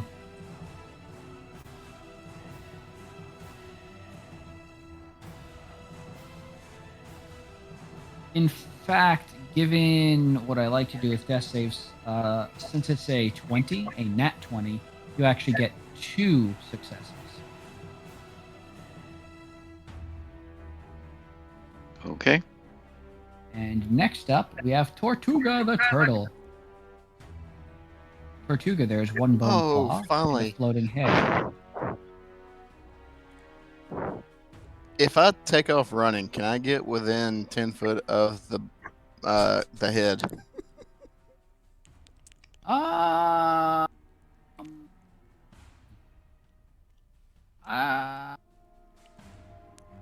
Yes.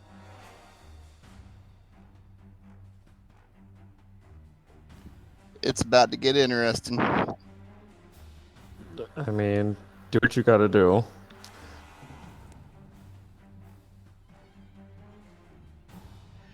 I want to run up to the floating head and jump on it while casting anti-magic field.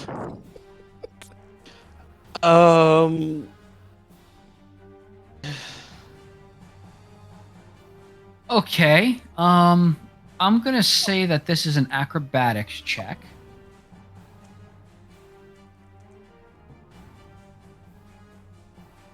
And because it's Maybe not interesting- jump on it. Maybe just like get beside it. No. You already said no. That's fine. You're gonna move how close to it? Basically At least inside of within it. 10 foot of it. Okay. So within 10 feet, and then you're casting anti-magic field. Anti-magic field, which disables all magical effects in the area. I'm assuming even the ones animating it. I'm hoping so. Oh, because if not, you just created a field that I can't shoot through, so there's that. That is and- very true. Well, I created a field that it can't shoot through either, though. I mean, it's fine, but I'm not about to try to melee that thing to death, so I mean... Very true. Unfortunately, you have severely nerfed everyone's weapon.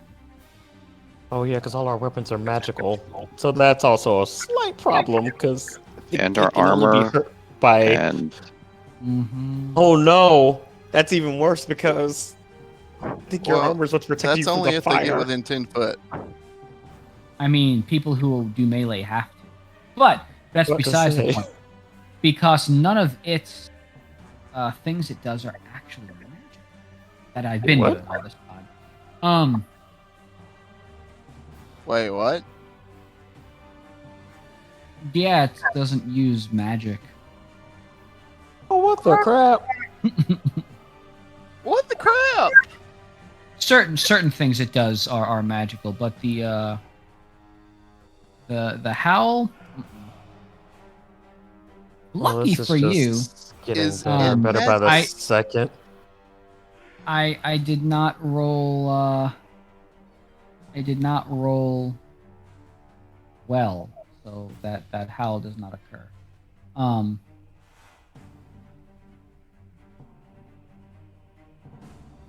Itself, I mean, it's a creature. It is magical, like you all are magical. But its flight is not magical, so its floating isn't magical. Is its existence like based on magic powering it? If something had summoned it here, which nothing had, then yes, it would have blipped away from it. Oh But that is not the case here. Dang it. Oh, and that is just the opposite of good, since you just ran right up into its face. I was hoping it would like be magical and then just die. And then I I could mean, I stop was the kind of spell. hoping so too, but apparently that's not the case.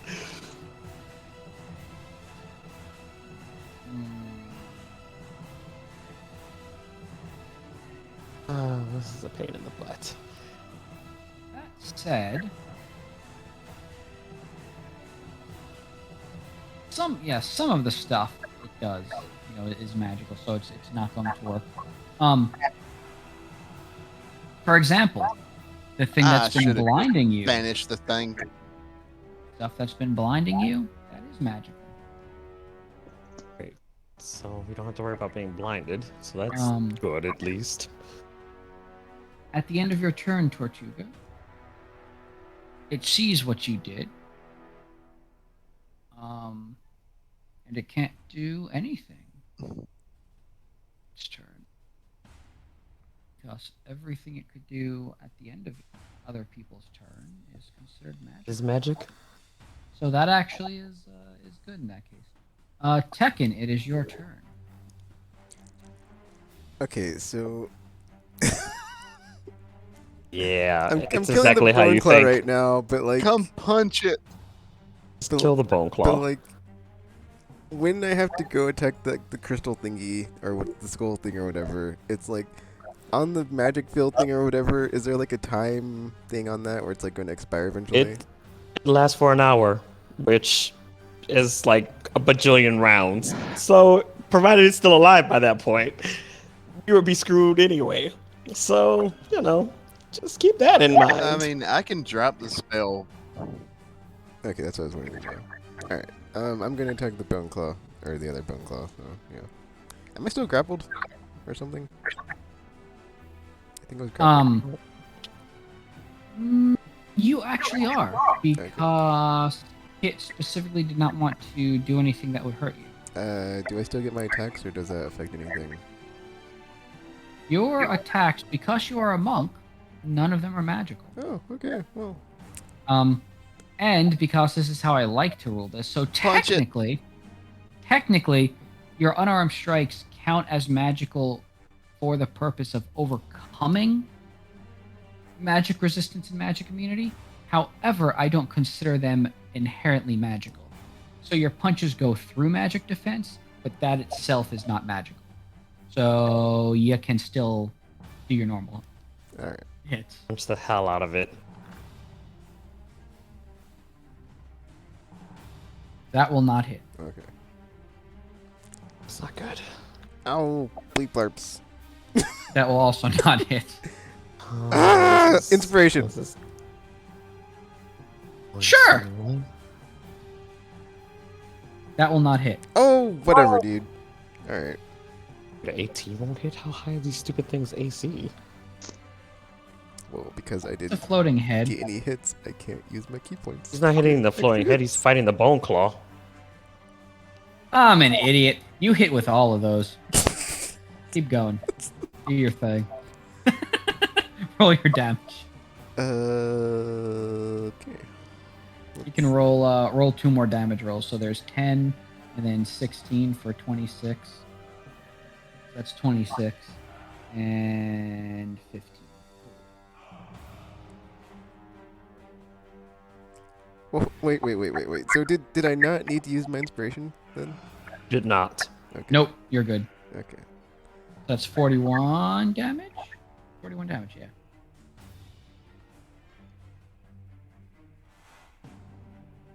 There's- 50 damage. 50 damage. All right. Tekken. Hmm. Would you like to describe another killing blow on a bone claw? I Ogred it. I take all my rage and fury from this encounter, and I focus it into my fist, like Iron Fist in Marvel Comics, and then I just let out a like punch that is like so fast you can't see it, and then there's like a just explosion, and it just blows up into like a billion pieces and dust particles. Flash fist. The legendary. Well, on the bright side, both Bone Claws are dead, so now it's Kit's turn. And Kit, at the end of your turn, I can't do any, or end of next turn, I can't do anything because it's magical.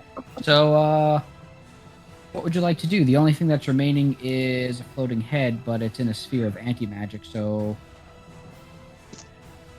Well, it's a good thing I still have my laser pistol. That seems.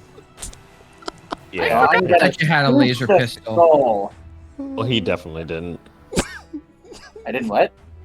No, he did. Did I what? No, he said he forgot you had one, but I was like, you definitely didn't. I didn't have one?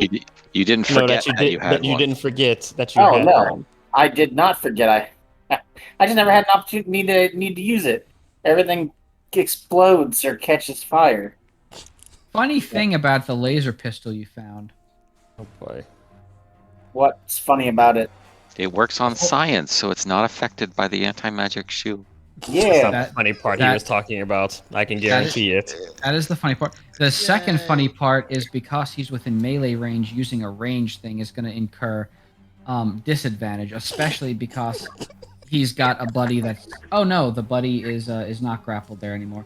But yeah, if you're going to use it within melee range, you get disadvantage.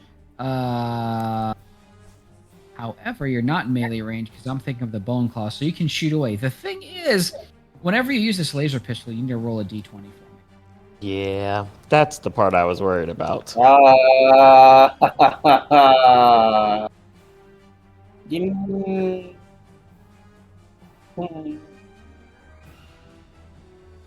So you can give me a normal attack roll with the laser pistol.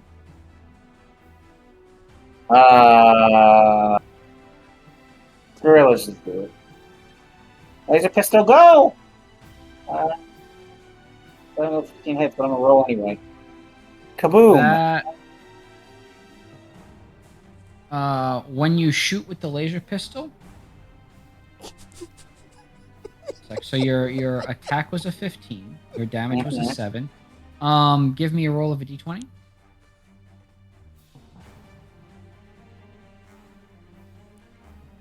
$19. Okay. It arcs and sparks a little bit, but you're relatively okay. Unfortunately, you missed the mark, and you don't. Oh, actually boy. take any.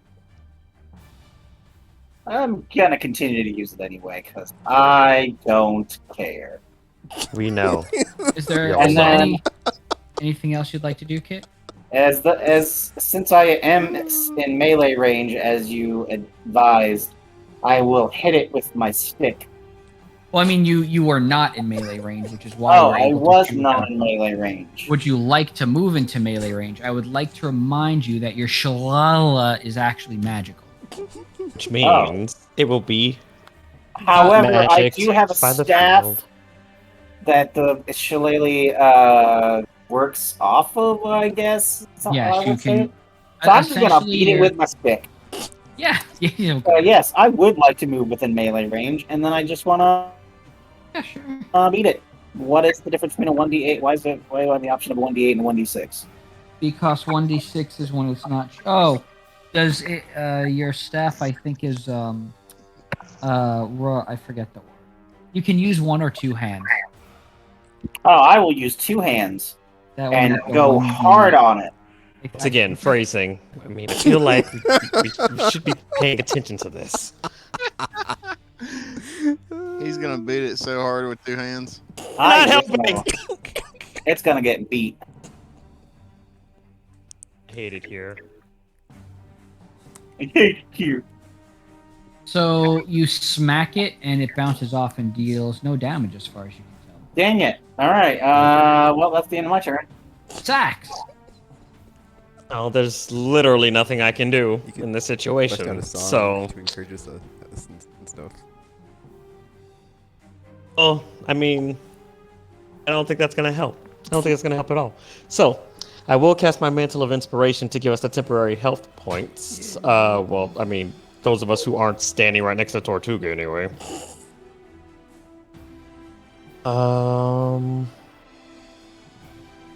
Let's see here.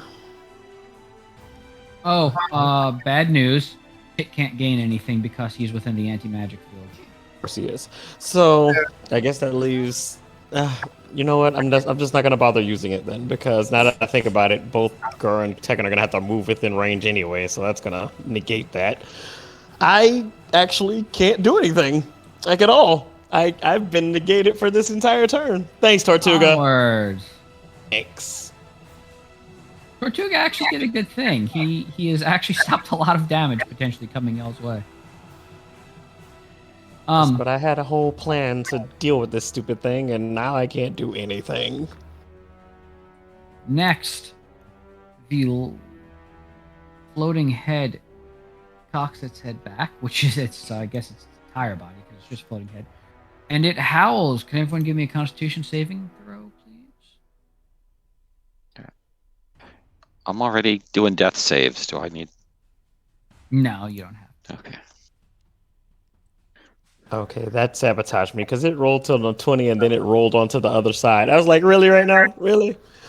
I hate these dice.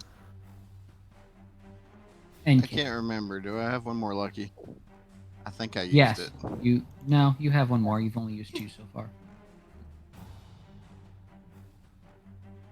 A long rest was taken before the session started, if you remember. So yep, there you go.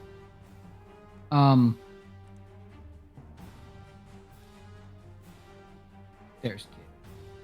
Just waiting for Kit. And we can describe what happens.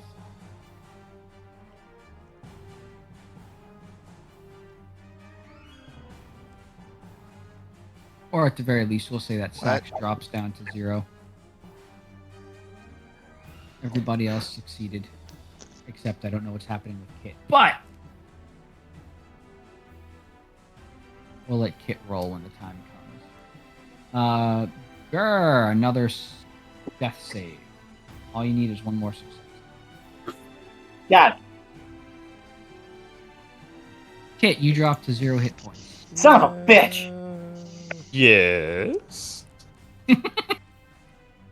Grr, congratulations. You are stable, but people still need to heal you because you're unconscious. You're just stable. Up next we have Tortuga.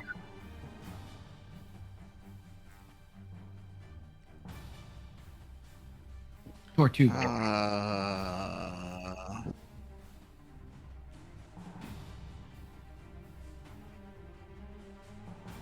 So who's all dead? Basically everybody except you and Tekken at this point. I mean, Gur is That- stabilized, but they can't really do anything. Yeah, Sax and Kit are currently at 0 hit points and dying. Gur is stable but at 0 hit points.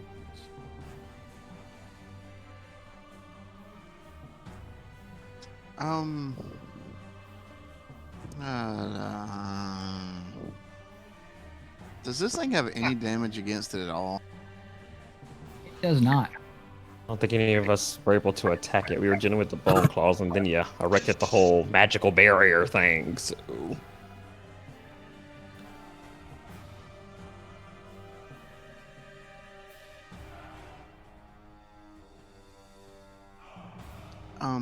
What I'm gonna do is, I wonder if necrotic would work on it. Feel like probably not, because it's a skull monster. I feel that way too.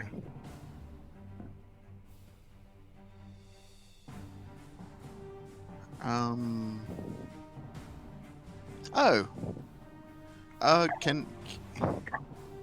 Will it take an action to drop my concentration? No. To me, concentration, free action. If you have concentration, you can just willingly choose to drop it. Alright, so I'm going to drop my concentration and cast banishment on it.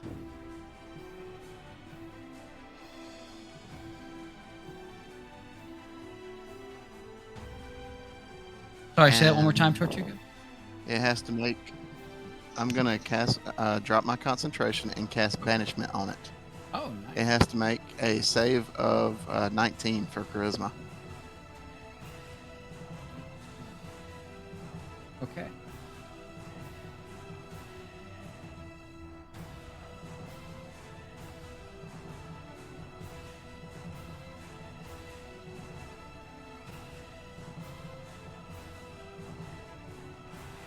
Come on, does it make it? It does. No! Remember how No! wonderful special monsters can just say they make it even when they don't? We kind of have to burn through those first before we start casting the useful stuff.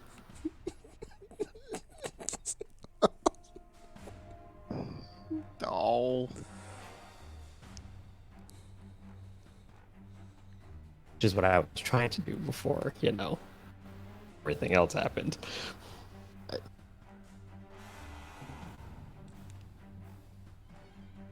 Alright, then I cast Mass Cure Wounds.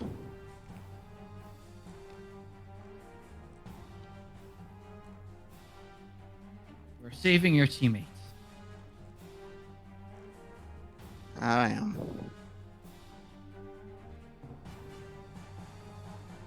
Everybody gets 20. Wonderful.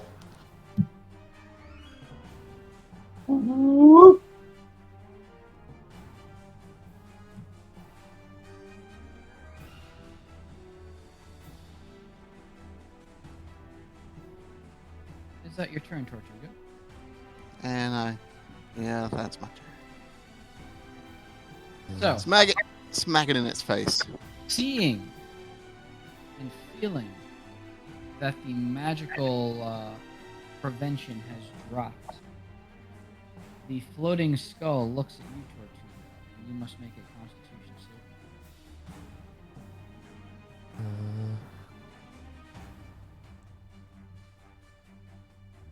You succeed.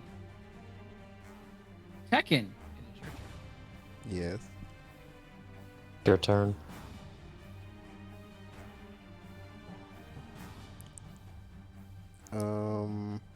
Am I Punch. am I frightened, or do I need to like do something to get like not to move within range of the skull thingy? It howled last turn.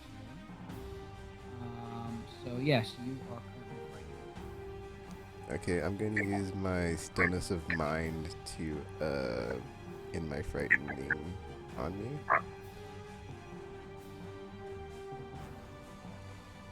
And then can I move towards it after that, or do I have to like, is that my turn? So technically, I think the stillness of mind costs an action, but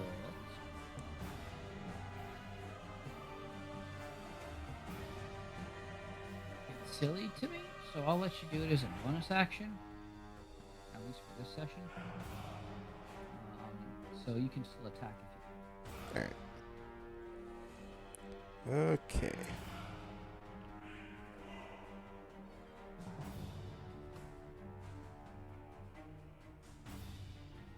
that will not hit.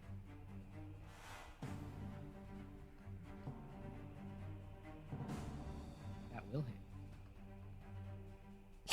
hit. Okay. Okay, that's my turn. No, you can still spend. Oh yeah, that's your bonus action.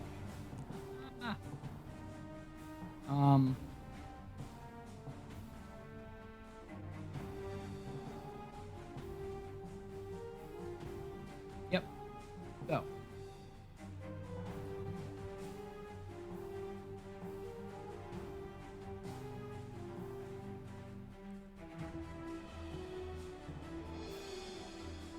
Congrats, you were the first one to have done damage to this guy. Next up, we have Kit. Kit, what would you like to do? The magical field is dropped. The world is your oyster. I have no idea what you said. You sound very quiet for some reason. Can you hear me now? I can. Okay. They're saying the world is your oyster. The magical field has been dropped. The magical field is dropped. Yes. Well then, Beat the oyster. I will Beat beat it the with your oyster. stick. Yes, please So stop. the magical field is dropped. Then I'm going to. Is anybody near it? Anybody flammable Second. near it? Well, Second. Tortuga's immune to fire, so you're Tortuga's good. nearby it? Alright. I have I'm I have like almost full health. Just do what you need to do.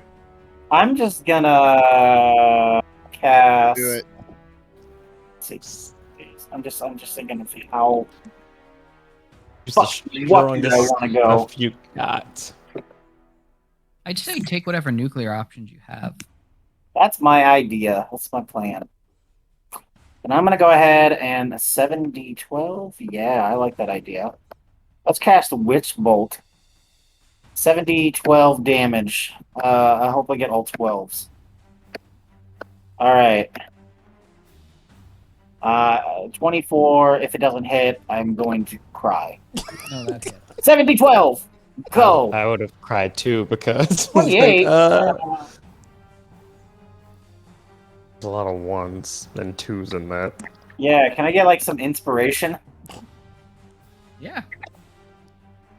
Please be higher. Can I reroll every single? Yes, you may. Yeah. So that's 2 ones. All right. So I'm just gonna roll 2 d12s. I'm gonna roll 3. Get rid of that 2. 9 and was in there, 10. too. Hells yeah. And get rid of the what one? 2 that was in there. Oh yeah, there was a 2 in there. Let me roll another d12. Oh, I was gonna say reroll everything, but I'll let you do what you're doing. Oh, well, then let me just roll everything. No, That's no, no, no, gonna be no, no, okay. no, no, no. It's Probably fine. would be easier though. Damn I'll it, let it's you still pick. 2. I'll let you pick whatever you want to do. We can either re-roll all the damage, or we can just substitute the. Well, let me the see here. So I've 9 got, with your 2 lowest. let's see, I got a 10 and a 9. So So you that's got a 1 and a 1, so that's 28. So it's 20, if I 19 get rid of those plus 2 ones, it's 28 26. plus 17. So it's 28 plus 17. If you just want to replace those 2. I think I'll just replace it. I'm already this far into it. Okay. And then that 2 just became a 2 again, so that didn't help at all. Yeah, so that's 45 damage. It's actually pretty significant. I'll take Significant enough 45 over the 28 that it was. to you Just about to see say. that one of the gems in the floating skull's head has cracked. Do you say what now? One of Huh? the gems in the floating skull Do what? cracked. Can you hear me? I You sound can far now, away. yes. You keep sounding, yeah, but it's like you sound like you're walking away That from is your mic or weird. something. I'll have to try to figure out what's going on with that because I'm not changing anything. It's just suddenly all came in. One of the gems in the eye sockets of the skull is cracked. One of the gems is cracked. Oh, good. Correct. I a think good that's a sign. good thing. Is that the end of your turn, kid? I'm also going to beat it with my stick. Okay. I'm just going to just beat it off, beat the eye out of it. I'm going to skull fuck it. Let's go. This is happening.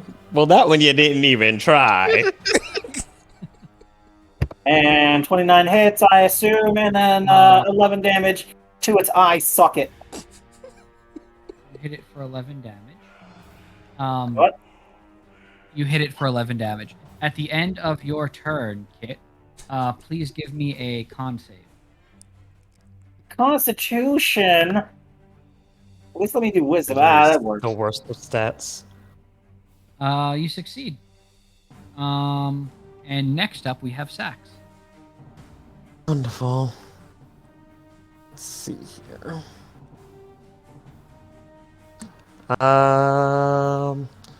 Just for fun, these for my bonus action. I am going to use my dancing rapier. As soon as I can find the damn thing.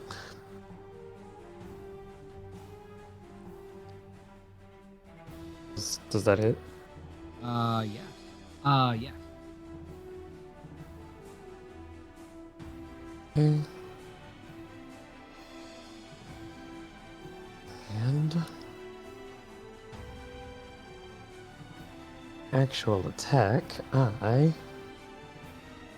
going to cast Guiding Bolt.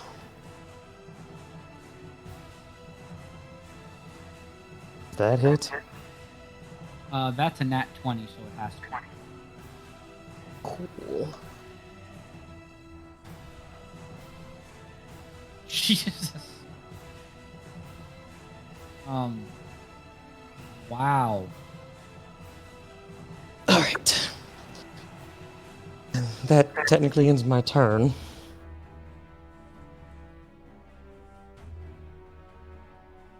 do you say? Is that upcast? What? I cast it at level 4. Okay, that's. I was just trying to figure out why it's like 14d6 when it's 4, so that would be why it's adding extra. Yeah, that worked out great in your favor. Describe the death of the floating head.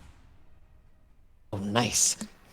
So, I call upon my patron, who starts to charge my entire body with radiant light, and then make a little finger gun, point it directly at the skull thingy, and then a gigantic blast of radiant light fires from my finger, and just explodes the stupid skull thing in the face. Okay, Yu Hakusho. Basically, yes. I was going for the spirit gun. A lot like that. Nice. Dun dun dun dun. Congratulations.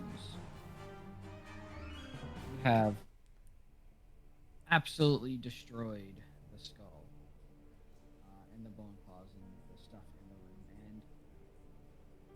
And once that happens and the skull falls, it says, as it's You're right, far right. away again. Oh, sorry, there we go. Right before it disintegrates into nothingness from the giant kaboom, it cackles and says, "I have deemed you worthy," and then it explodes. And you hear some music playing, like dun dun dun dun, and a large chest materializes in the center of the room. Can we open it? And then you can walk over to it and try to open it if you No, want. open it. Okay, you open it, and inside is a book. Yay! I do it. Yay! It's the book. Yes. Yes. And But And Hey, don't know this that could be for the book we're looking sure. for. the cover of the book has writing on it that looks very similar to the writing that was the runes glowing in the room. Wonderful. I guess I'll take this thing.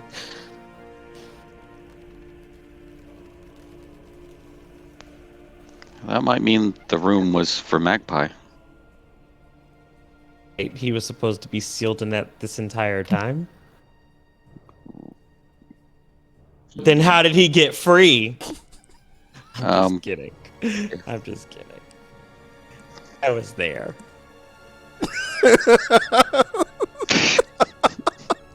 Hypothetically. Oh wait, no. There's a silent spell. Alright, well, we got the book that we needed. Now, the question is, now, because I wasn't here when he gave you instructions, so... Should we yell out for the archivist? Is that how it works? Worth a shot at this point. Do you know his name, or was he just going by archivist? He was just going by archivist, so I yell archivist, hoping to summon him.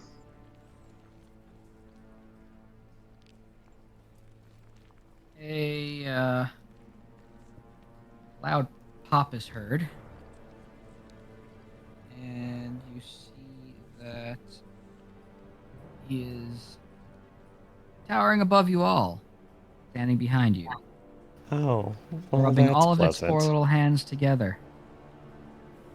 Like a fly? It looks at Uger and goes, "Yes." We got your damn book. Aha. Let us see. Wait, should we give it to him?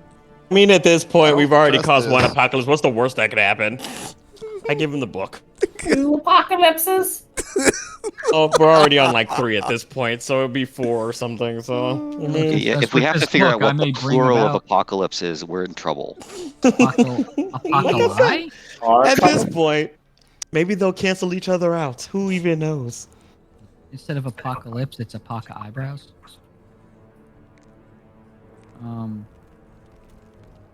So Sax, you hand the book over, and he takes it. He thumbs through. He opens the cover and licks his thumb and starts flipping through the pages. Yes. What? This is indeed what I've been looking for. There is some distressing information here. You're telling me. I was there.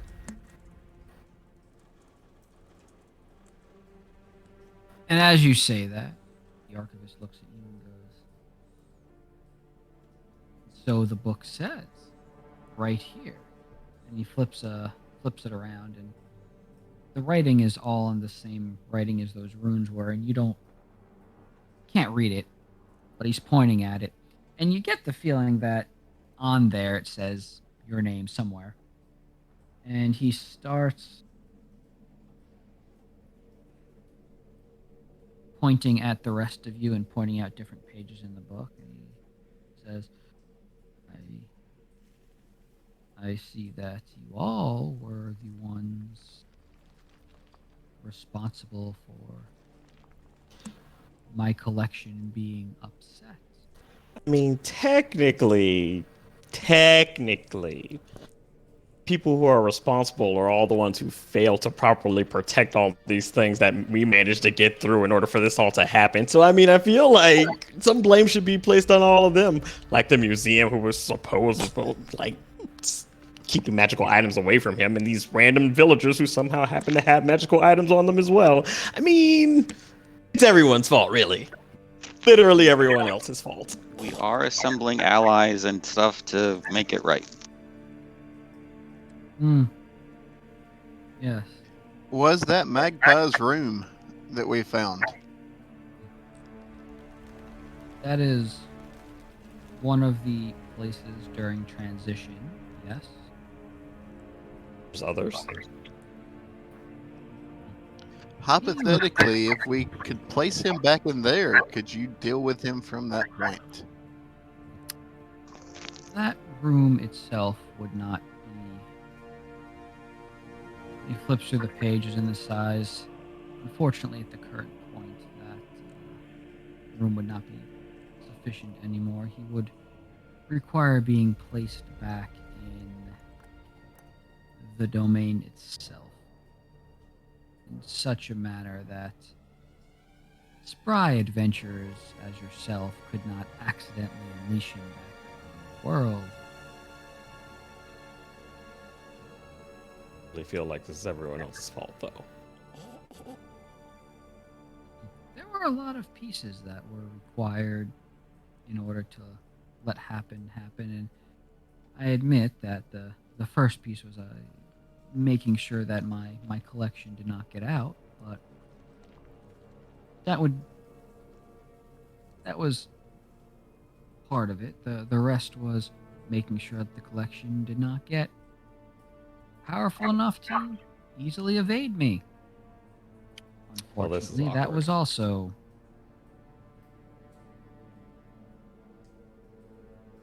destroyed.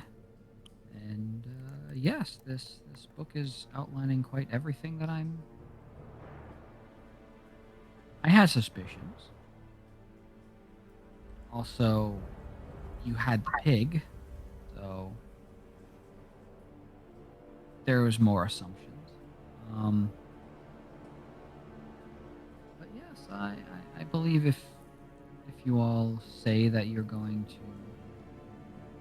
get him and bring him back to me, I suppose that we would call it even at that point.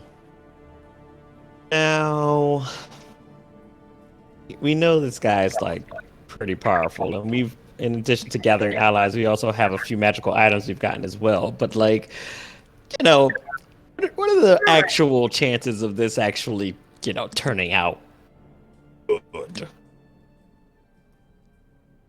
Well, originally, the chances of him leaving my collection were astronomically low. And the chances of Well, him regaining enough power to evade me recalling him back were even less so. And all of that has happened. So as of this moment, I don't know how to calculate what the chances of me fixing Well, actually, are.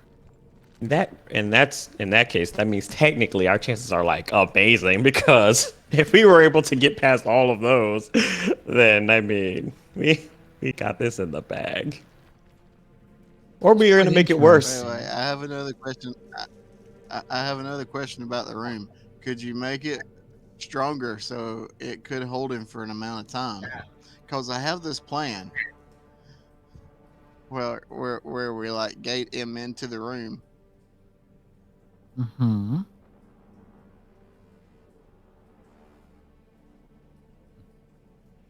Is that the entire plan? Well, It's I mean, beautiful. No one ever gonna tell you otherwise. it's a work in progress. It is perfect the way it is. We gate him into the room, and then he's silenced. He's got runes on him. He can't do nothing. He's good. We just shut the door, walk away. How do you Apocalypse Shut the number 1 door. averted. propose you gate someone I was going to ask the same question because I was into curious. silence? Well, that's my picture, you see. You do the gate door right next to the door with the runes on it, and then, it gets drawn into it. Oh. I mean, I have my own questions about this plan, but No, at please. this ask point, them. I drew it out. I understand that, but you know, I can't even say I have a better one right now, to be honest. So there's that small problem. So like the brown door is the door to the room. The gate is the gate that I'm gonna make that draws him in. And then I make it like right next to the door, and then he like goes in. Do you plan on asking him nicely to go in, or what's the actual Here is plan my of card action he for for this? doesn't really- inside. There is a birthday party for you. He doesn't really have a choice. If I gate him into somewhere, then he just gets drawn in. Unless he's a god, Uh-huh. and then he doesn't. I was just about to say, so what are the odds of us, him not having the magical power to completely negate this? He would have to I- be a deity of some type. Then, like follow-up to question, do you mention- know his true name? That was going to Put be in my that my question. pod. Oh no. Because I feel like... It's going to be inaccurate. Remember that whole conversation we had about demons and names and how he wouldn't tell us his actual name? There's so many holes in this plan that I felt that you probably should have, checked that out before you proposed it.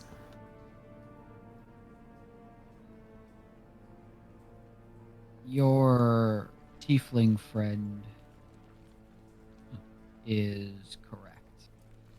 Unless you knew his name, it's not possible. And you see, the reason I needed this book is if you all flip through your books, you would notice that there are very specific parts that are missing. And that's because those parts are contained in this book. Because he didn't want anybody knowing at all how he had gotten out. Now I see how he got out, but unfortunately, this book here still is missing a key bit of information. And that's what his actual name is. I was not given this information when added to my collection. I was just told to contain him in my collection. And I do have to ask, what are the odds that there's still someone alive that actually knows his true name outside of him, obviously? I could just ask him a lot of names until the ring tells me not lying. I would point out many problems with that plan, but I The feel only like problem is there are a lot of names. There are at least, by my count, 50 names. And that would take a lot of time. provided he doesn't murder you by then yeah, that's brilliant plan. Brilliant So- plan. I like that you approve of my plan. I am being extremely sarcastic. That is hurtful to my feelings. I thought you were into this. What if we throw him a birthday party and we put it in a no zone and he can't hurt?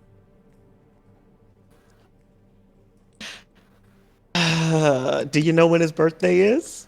I will make a guess. He can tell me. The Ring of Truth will tell me his truth of his You birthday. plan on going through every single day of the year until it works? Exactly. And then, out of curiosity, what happens if the date is nowhere near the time we confront him? Then will be his anniversary birthday. Uh-huh. I'll be like, happy 3 months to your birthday day. We will celebrate something. So you see how we come into this, problem, right, Archivist? This is how we've ended up where we are now. All we need to do is figure out an anniversary or a birthday or an anytime party. Yeah. I will let you all into a certain bit of information that not many are privy to. And that is, in order for someone's actual name to be struck from my records, this has been done here. Someone other than the person who owns that name must have knowledge of what the name is. They act as a sort of keeper.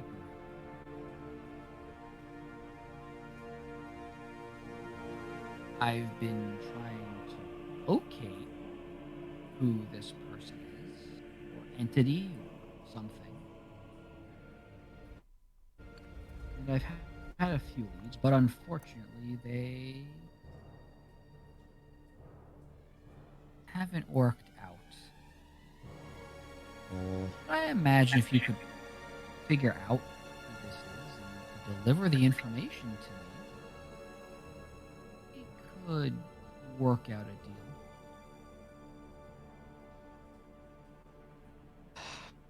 You have any sort of lead on how you might even get started on something like that? Such as yourself that managed to break him out, bring him back to full power. And We didn't do that part. The turtle over there who burned down an entire island and also almost became the embodiment of Helm for a short period of time. I'm sure amongst you all. And the small bird over there who created a global uprising. I think Fair, that one was an accident. exactly my point. You all seem to stumble into exactly this, so maybe you can find a way how to stumble out of it.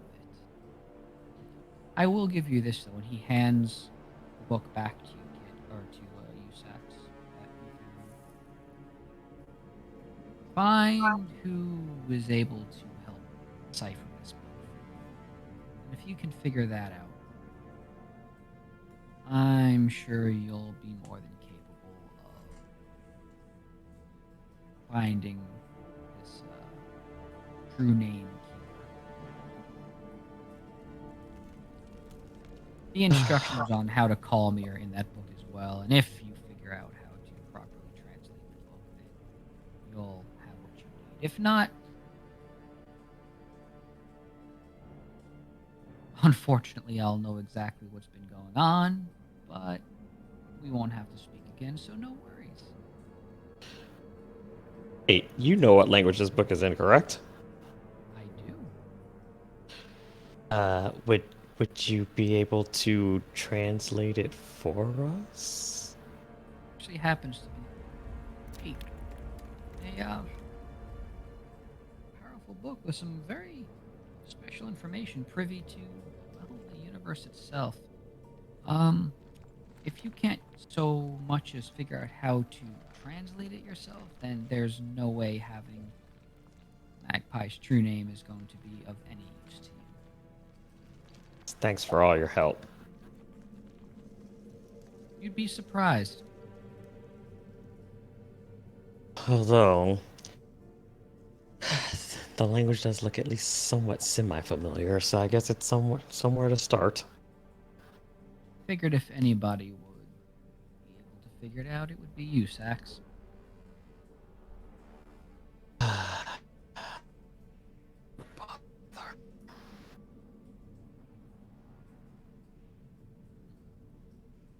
Now,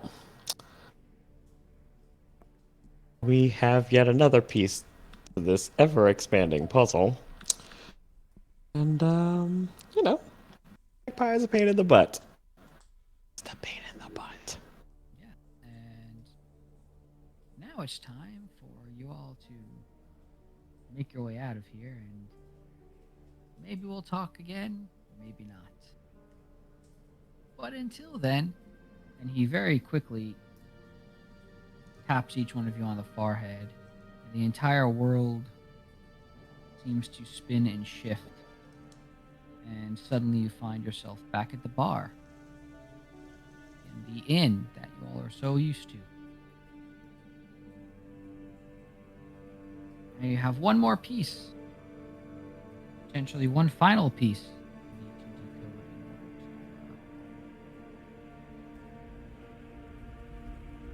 in order to maybe finally get him in a room so you might be able to take him down. But for now, it's 1:46 in the morning, and it's probably a good place to call it. Probably.